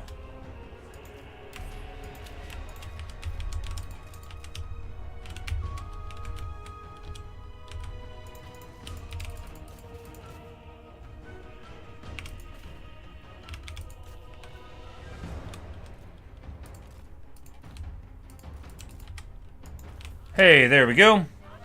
Glorious. Yuan Bo with 1,000 damage, and, you know, the moral high ground, a tactical victory. They should have given him a feather fan, as is tradition. Anyway, Empress Crowman got a 1,000 value and 160 kills before we had to pull him back. You know, that's the thing about the Crowman. They're very good at diving, but if you're bad, then, you know, they're not going to hold up. They're not that hardy. They've got 20 fizz resist, but they're not armored, you know. They're very, very good harass units. I remember when they came out, because I didn't get the expansion, but they caused quite a shakeup in the multiplayer scene, because Cathay had this magical attacks skirmish unit that really filled a role that they didn't have before then. It's honestly really clean for a siege. Yeah, especially when I got my big old lord, stuck, literally stuck. I was thinking when I charged in, is this smart? And I was like, it'll be fine. What are you going to do? Yeah. And then, it ended up not being so good. But, that was a lot of Saurus to chew through. The really shocking thing is how well these peasants hold up in a block against lizards, right? Like, because we just brought in, our little spread of guys, and we basically held them in there essentially for whole minutes at a time. Of course, with strong support from the Long Riders getting 2k value. 1,500 on the Nangao Grenadiers. Getting those grenades up on the wall, that also chewed through a lot of it. But, hundreds of kills here on these peasant archers. And we had this whole army of garbage to support. We lost one of their Onyx Crowmen. Feels bad. But yeah, everyone with a spear tasting blood, making a good amount of money, getting a ton of experience. And when we occupy it, of course, when you go into harmonious balance with yin and yang, you immediately flip from going like negative 2,500 to a ton of money. Because, of course, also, now that it's a friendly province, Yuan Bo's passive abilities kick in. So I guess, although giving you money isn't that great in the super long term, it's quite nice right now, because it's like, okay, all I have to do is... Alright, if we go March stance here, then we'll go right here, and this guy is the one that buffs the army. And this is the Strider one, so we'll do that one. Oh, and the Celestial Generals eventually can ride on Celestial Lions. That's awesome. Or Jade Longmas. I've never seen one of those in competitive. They're just probably not as good as Dragon Lords, whenever that's what you're going for.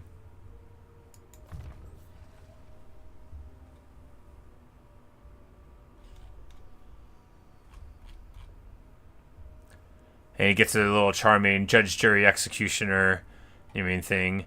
And then you can start executing people at 33%, which is pretty good. We're going to move up the elite line there just to boost those dice a bit. There we go. That, if we ever remember to use it, it'll be good. And here we'll just boost the archers.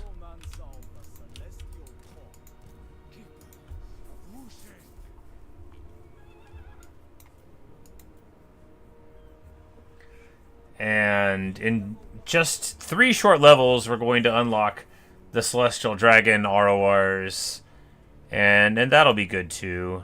We can't really afford many of these. We've already got 1 unit of Outriders here, which I think will be fine. I think that'll be good. If I remember to use them, it'll be good. And we need what? We need to start moving down to attempt to defend these lands, or at least dissuade them, because now with both of our armies here, we won't need our defense here. Yeah, so we'll just head to the water.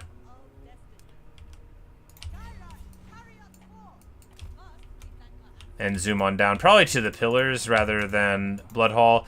Pillars, we were building those walls already, so that's going to give us, a much larger defensive position. Whether or not it'll help us hold on, that'll remain to be seen. It'll also hopefully induce Rekarth to not declare on us.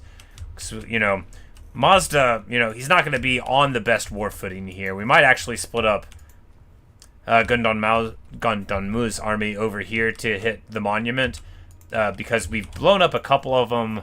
We just need, it depends on where Mazda's going to respawn, right?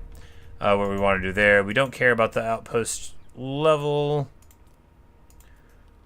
Just having 1 seems good enough. Caravan dispatch available. Of course, this caravan doesn't have a lot of money.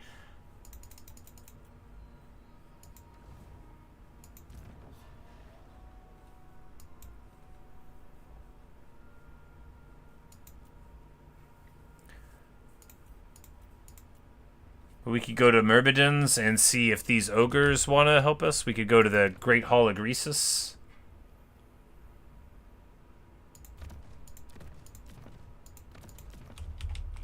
No, that's too close.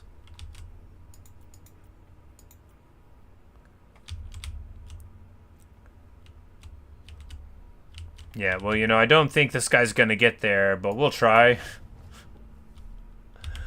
And see what we can get from the ogres. You know, we've already gotten one very good item and one extraordinarily good item. So, we'll see where that can take us in the long run.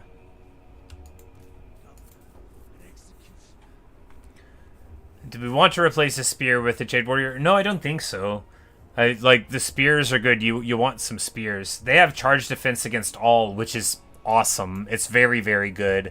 Especially if you're me, because if you're me, again, like always, I'm sorry if you are, but you're gonna forget to do your stuff all the time. Your pay attention to what's going on in the map all the time. This army doesn't have an Astromancer. It sure would like one, though. No, she's a caster, so it doesn't have to have one.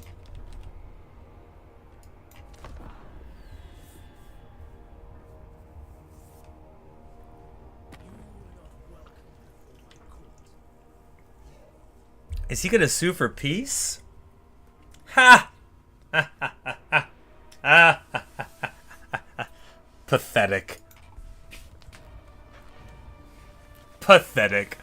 Mazda Mundi. I expected more from you. Wait till Lord Croak hears about this. They should have never given a young slan like you control of anything.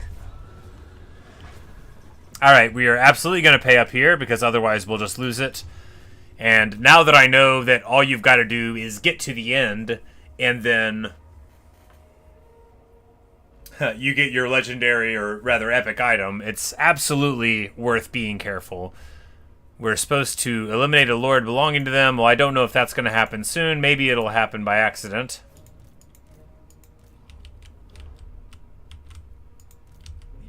Alright, if Yuan Bo can go up here, that is an 18 stack with a 20 garrison. I don't know if we want to try to win that fight without a supporting army. Well, if we go up in the center and crack it, then we can go up and take Hexy, potentially. That was a joke, Luke. Of Mazda being young, from Lord Croak's perspective, who I believe is even older, you know, because he would, it was like him saying, I can't believe you young slan are messing up my yard, you know, to someone who's himself incredibly old. That was what I meant. I know Mazda is super, super old.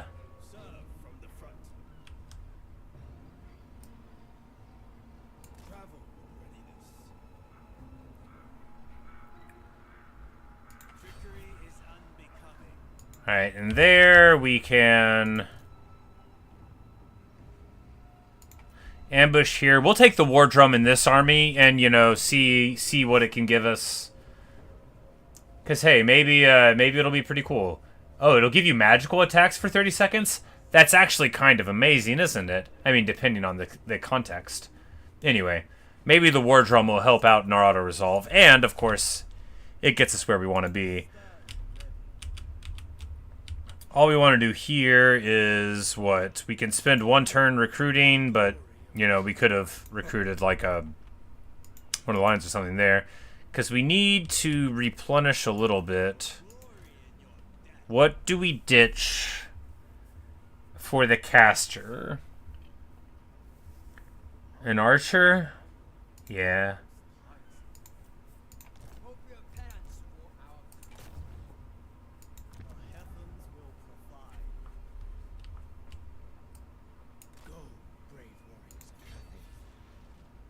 If we go here, we lose...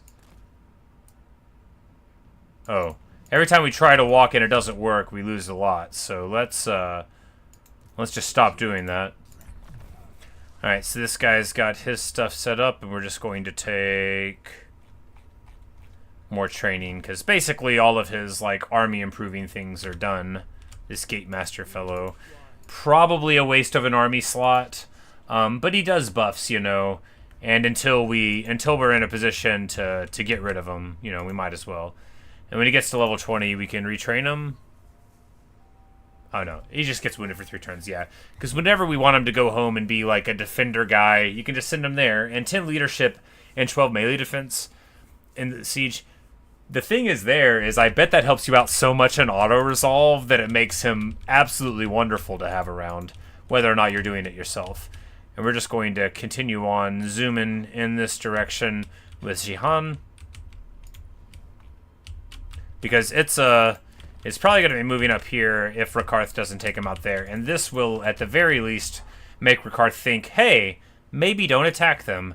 Does she have bonuses to Bureaucrat? Yeah, we'll, how much will we save by waiting a turn? 400? Not worth it.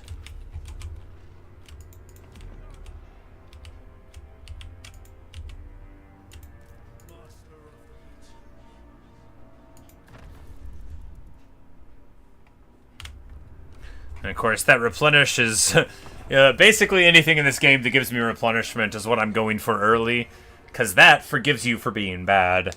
My brother mainly plays like historical Total Wars when he plays.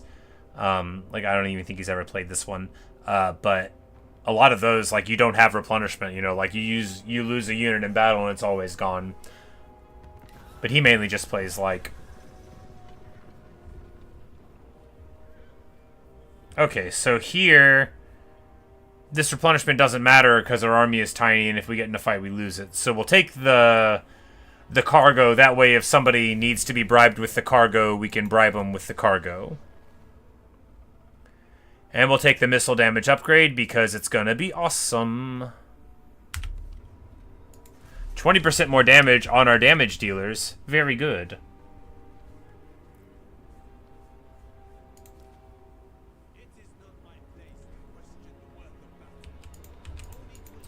Uni Vini. Alright, so now they've got some shielded Saurus, and they've got a bunch of Croxies as well. Of course, now we are much better suited for the attack. Because, of course, they still just have... Well, this is the same army they had before, but I have a better one. I've got wizards. I've got a little drum.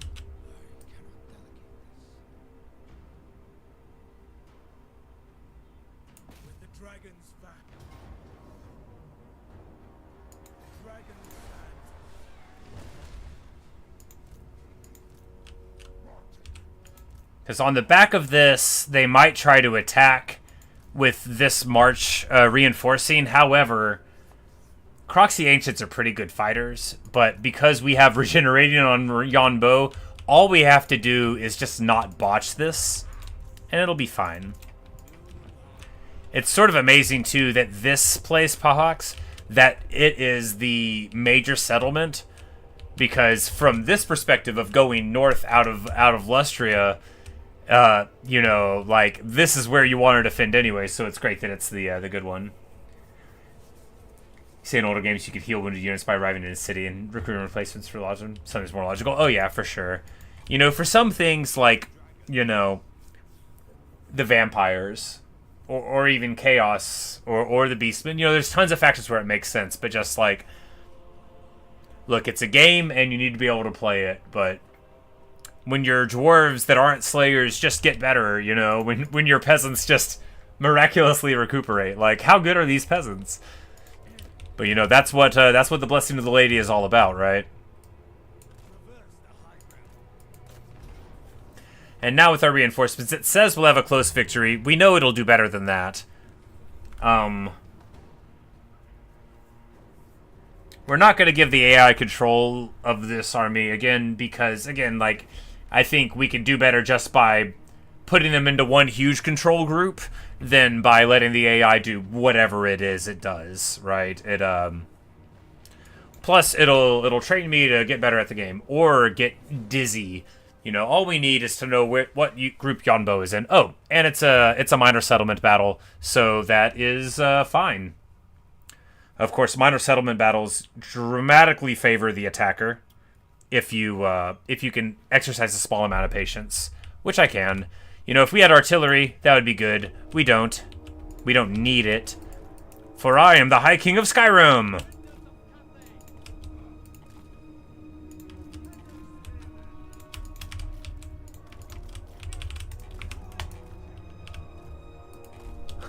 She's no goddess, exactly. You know, it's like, so, this woman came from the magical elf forest? Yeah. And she's a goddess? Yeah. And she's blessing you? Yes. For the lady. The lady of the elves? No, the lady of Bretonia. What's wrong with you? Alright, we're just gonna... This dude has his wind spell, so, like, basically we get to go into full Swiss cheese mode, full cheddar. I don't think they have any arty at all. They've got Pterodon riders. Well, you know what you do to Pterodon riders? You absolutely truck them. So Pterodon riders are not good. They can't fight worth anything at all. But you know who is good? Yuan Bo! We're just gonna move our dudes up.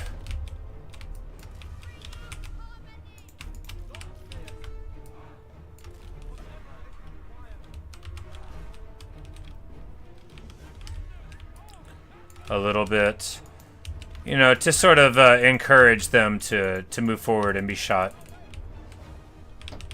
Obviously they won't, like, go out entirely. But we're not gonna have to worry about stuff like ammo considerations here. Because we have a full army of... Oh, salamander hunting pack.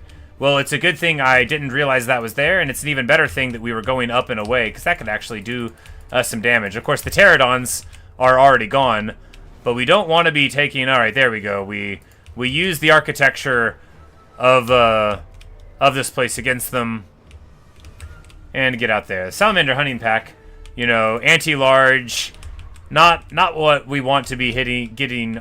Not what we want to be getting our monsters hit with here to start out. Well, let us get this party started. Indeed, yeah. The elves don't worship me enough, so I'm gonna just like make a whole system of lies for somebody else. You know, that's the thing though, is like the characteristic of gods is that they desire praise, right? It's not enough that they're able to distribute these blessings. They gotta be able to do it. They gotta be able to feel like, you know, people are really hype about it.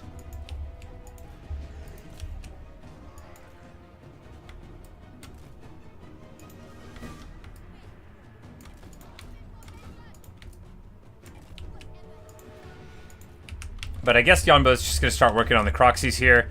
Because if they're not even going to move in anyone to support, like, Alright, there we go. I'm like, I got to get my Iron Hails in on this. There we go. Clean.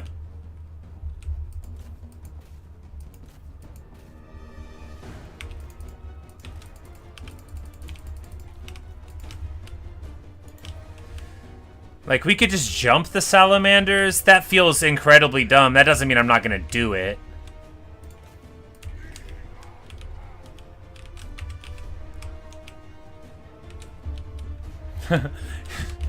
Exactly. You will worship me and you will love it. Or else.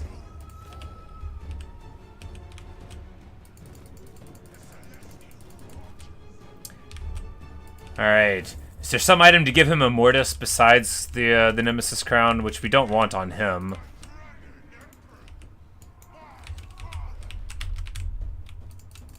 Alright, how do we prosecute this?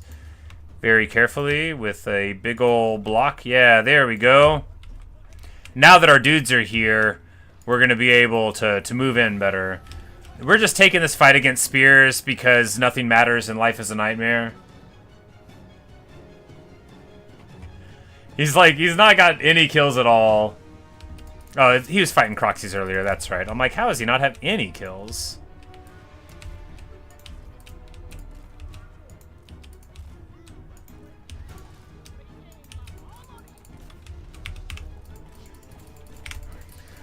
We're just gonna bash that tower down. It doesn't take very long. Towers don't do good damage, but they will, like, they will surprise you.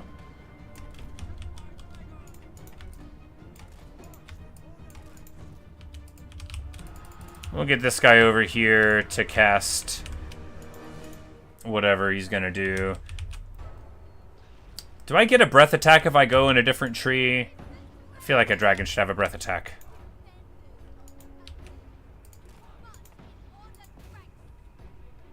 Like, I'm pretty sure we can just roast here, yeah.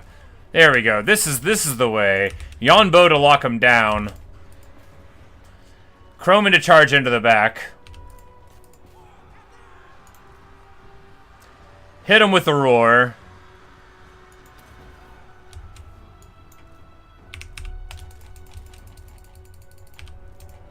Of course, that's probably blocking the Iron Hail Gunners from hitting. But not entirely. Yeah, there we go. Hammer, anvil, and tongs. Luke, better to get gaslit by an elf goddess who genuinely grants superpowers to getting by a tree. Could not agree more. Look, if there's an elf goddess in a lake, I'm not telling you I wouldn't worship her. I'd probably be like, hello, what kind of boons? Oh, you give me a green knight, and you're not gonna turn me into a Slaneshi monstrosity? Are you sure? The Fey Enchantress used to have an even more attractive haircut. Like, she was a real Galadriel, but then, you know, people kept getting nervous that she was a Slaneshi plant. Just kidding. Sometimes after I tell a dumb joke, I need to clarify that I'm only joking.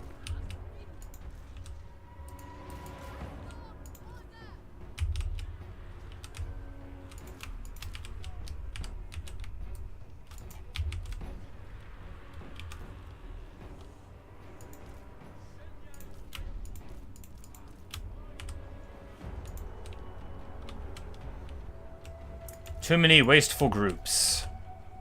These Croxies are coming back to get shot more. Good for them. Man, we're really taking some damage here. We just need to go back and pop this tower, I guess. Alright. 9, you don't need a group anymore. You guys are the new 9. And you shall march.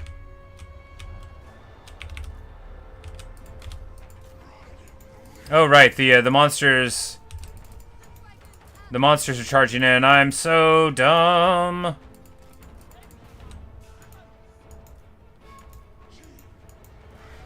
We charge the Grenadiers right in. Well, you know, it got them to go forward. Hey, somehow they're alive. I guess they got like 6 Caledon HP. That's not so bad. Turn them around and fire. Jade Warriors fighting Croxies, a bad matchup. A bad matchup indeed, but at least we do have spear support here.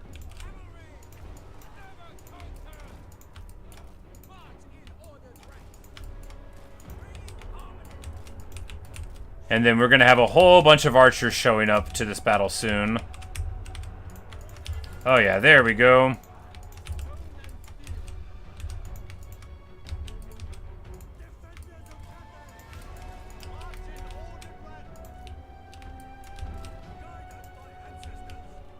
And we are about to be counting bodies like sheep to the rhythm of the war drums. It's gonna be awesome. We're gonna drop the buff on this blob because they need it more. They're the ones embroiled with the Croxies and such. But the Iron Hail is shooting. All of these archers are opening up. Oh yeah, there we go. There's the combined arms fury of the deep, deep depths of the Jade Lancers. Oh man, we blunder our archers forward because the spears don't get there in time. This dude is on horseback. I didn't notice. He's got a big old hammer. That's pretty cool. Still not good. You know, he was better on foot because he needs to be with the army, you know.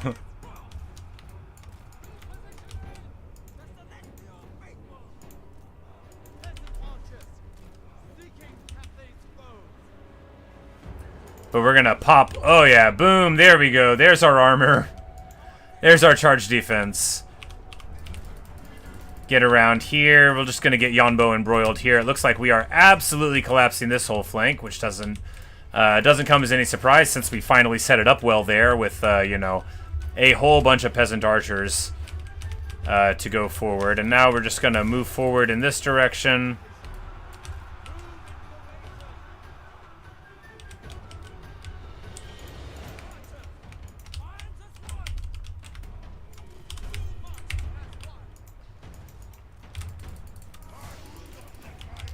And rear charge there.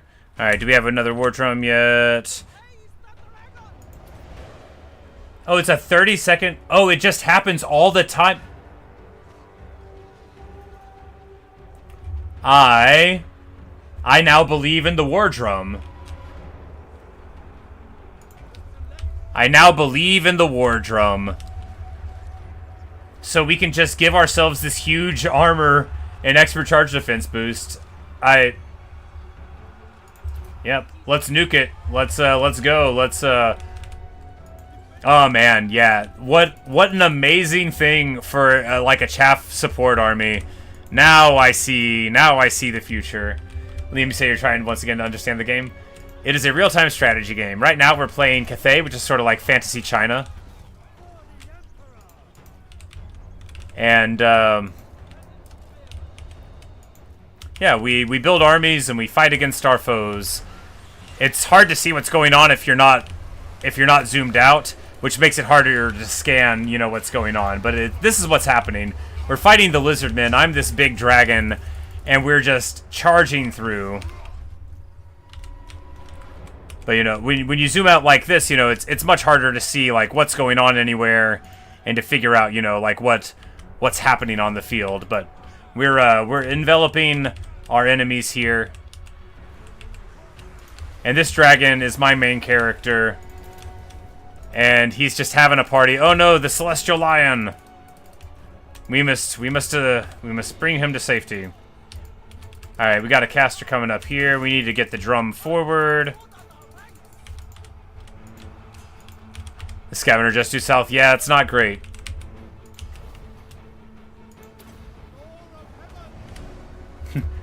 Worse than crazy hippies. Yeah, the Skaven, Ikit Claw, definitely worse than Wood Elves. At least the Wood Elves will probably stab you quick. Probably. Because, yeah, between the Celestial Generals buff and the War Drum buff, like... Let's go back to the armor, you know. Let's get on the grind again.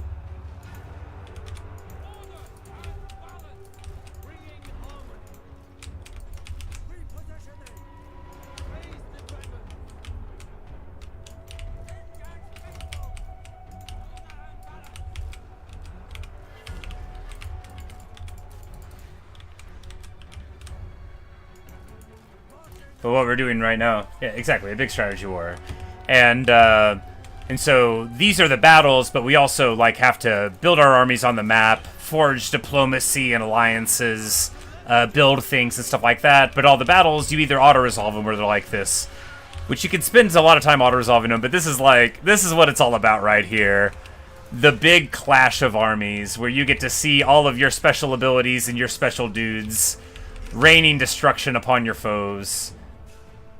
Yuan Bo is going to drop an executioner here to put him into range, and then there we go, just absolutely mauling him. His hit points getting just nuked. He loses about 3,000 hit points in the space of a moment, and then he runs to Yuan Bo. Yes, come and fight. Uni Vuni, come and die.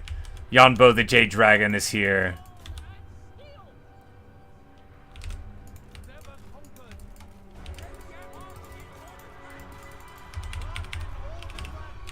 Oh no, oh no! Onyx Croman in bad shape. They still got leadership though, we just need to get them out of this battle. They've got spears in with them, so we'll be able to drop the fight soon. Because they will crumble if they go too far, but we're in good shape here with our overall leadership. So, oh man, oh boy. The leader getting surrounded and dunked on by Saurus, but we'll be able to draw him out here. He'll have that regenerating buff here in just a second. It looks like they're getting army lost or terror routed, maybe both. We're gonna drop the roar. I'm having a good time with this Cathay play. Like you say, you'd rather be an Empire citizen? Yeah, you know, good architecture, possibility of reading Felix's poems, good stuff. Yuan Bo is healing up a little bit, so we're just gonna heal up a little bit with him.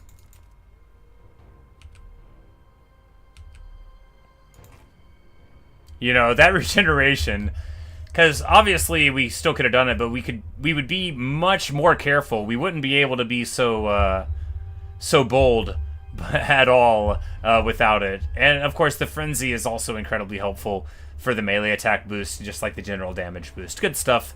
Gotta love being a dragon. Gotta love working for one. Yeah. What if I'll stab you, turn into fertilizer? Scout turn into fertilizer to stab you. Yes, well said. What a juxtaposition and what a problem between the two. But importantly, our crowmen get very beat up. But our supporting army, not that bad.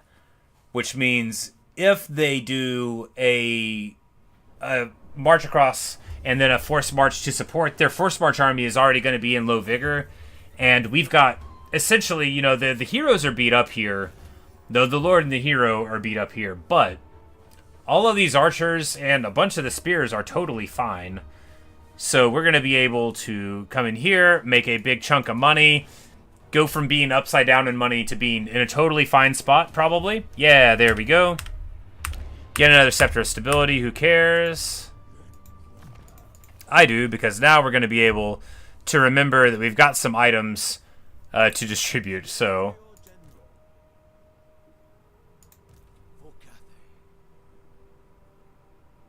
Give this guy the Jade Amulet.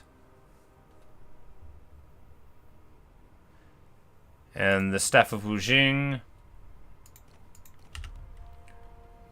Like, that's the guy in this army, right? You don't want to give the items to the guy in the bad army. They might die. If this army dies, you know, it's a whole different problem. Roiling Skies is, like, bad. It hurts flyers, but when are those ever a worry? You know, you still kind of take it because a lore passive's a lore passive.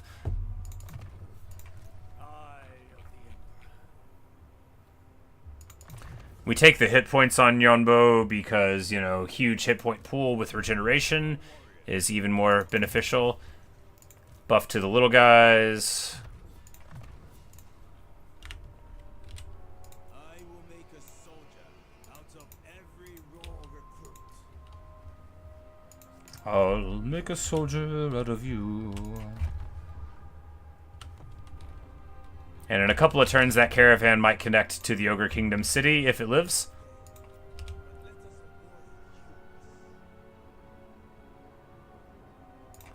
And we'll do the channeling thing. Yeah, there we go. I remembered that you can use stances. Here, we just keep our army the way that it is. Yeah, not really any benefit towards messing around with that, I would say.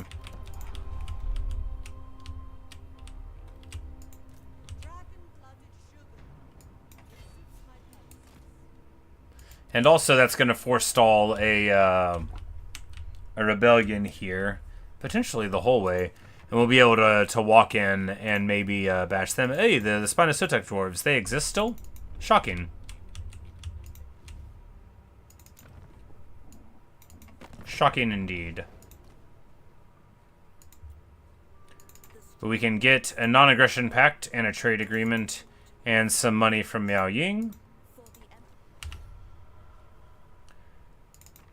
And if we could get a non-aggression pack from Goldtooth, that would be nice, but I guess he'll just keep on raiding us anyway.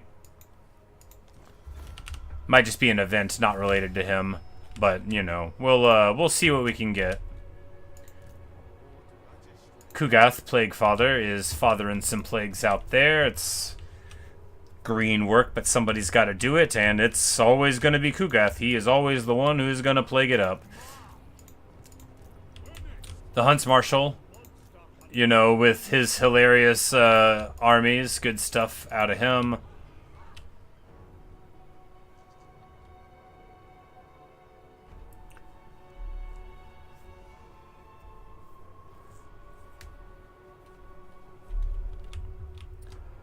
That's the high sentinel worth defending. Not with that. Alright, we would just... Yeah, because we need the balance, which means we'll just build here and here.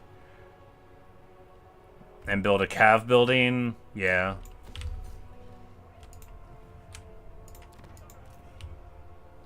We must be tireless.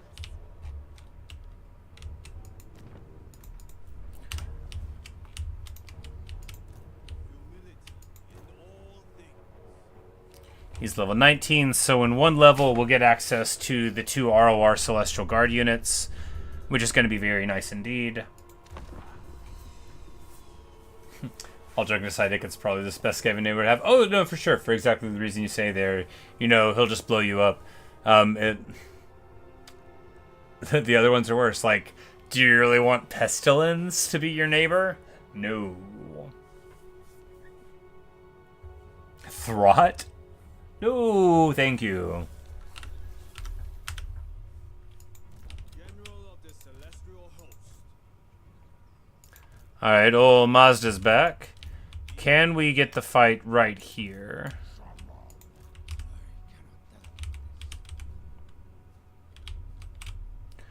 Alright, if we send this army off there, can we beat this one? Well, Mazda's got a 20 stacks, which means he'll have that old one.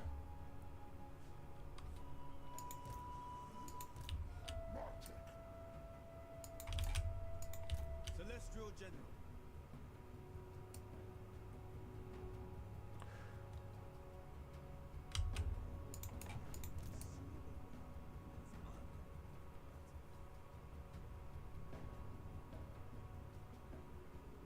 Such joy.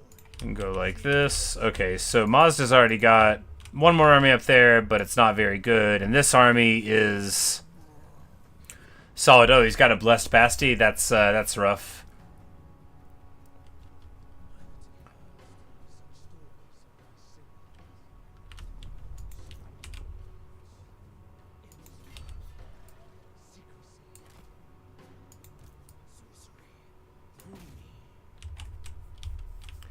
Of course, he runs there. An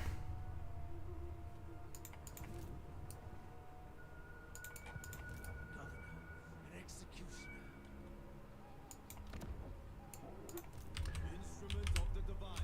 So here, like, what's the play? We march here? Yeah. We go here because we can get into this fight and encircle them. Force march over. Yeah, that's the play. Is it a settlement battle? No. Field battle. Well, you know, still. Of course, we have, you know, we'll have the superior army once we reinforce. And we've got a dragon. And we regenerate. They got 2 solar engine basties, which are potential problems. And actually, oh, look at the time. This is going to have to be what we do on the next video. Sorry. But hey, at least we had a fair few fights in this one, right? And when we return, we'll be able to do this. We're not taking the auto-resolve. Look at it, wants me to lose my whole army? No way. Almost all of it anyway. Well, the good thing about this campaign is it's going to force me to play more battles than I maybe otherwise would. But we're just going to hit a save real quick. But anyway, that's Yuan Bo so far, you know. We got a little bit of money. We've been doing all right. Gorok promises to be a problem, but if we just walk over here and besiege him, then maybe we can be a problem too. But when we come back, we'll do some of that, but probably not today, you know. But soon enough, this will be the total war that we return to. The reinforcements style play, the army reinforcing another army because you're not very good style play. But I mean that's playing the game too. It's not like you're supposed to only use one army. It's just it can often move into that whenever your variable abilities and movements and stuff take in. You know, obviously it's more efficient to use 4 armies in 4 directions than 4 armies in one place. But if you're bad and you want to fight lizards, it can work out. But anyway, that's all I've got for you right now. I've got to get on with my day, unfortunately. Oh, it's a real shame. I've been having just a great time. I didn't know how this run was going to go, and I was real unconfident when it started, but now I think we'll probably be able to stabilize even if some bad stuff happens. And, you know, the more we level up, the scarier Yuan Bo is going to be, and all we got to do is hold on to our basic, you know, our basic idea of the faction, and it's all going to work out. Eventually we'll get Crane Gunners, and that'll be real good. But anyway, thank you, everyone. Bye, Liam. Thanks for watching again. Bye, Luke. See you, green person whose name I cannot quite pronounce. Apologies. Bye, Snorts, if you're here. Bye, KH, if you're around. If you're watching in the future. I hope the weather is nice, and perhaps I'll see you in another stream or video.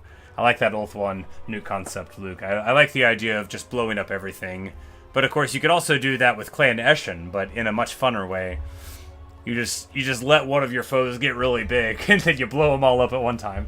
But anyway, I digress, and I really have to stop doing that due to real life concerns. But man, I wish all I did was play Total War. But if wishes were horses, Yuan Bo couldn't turn into a dragon. Non sequiturs abide.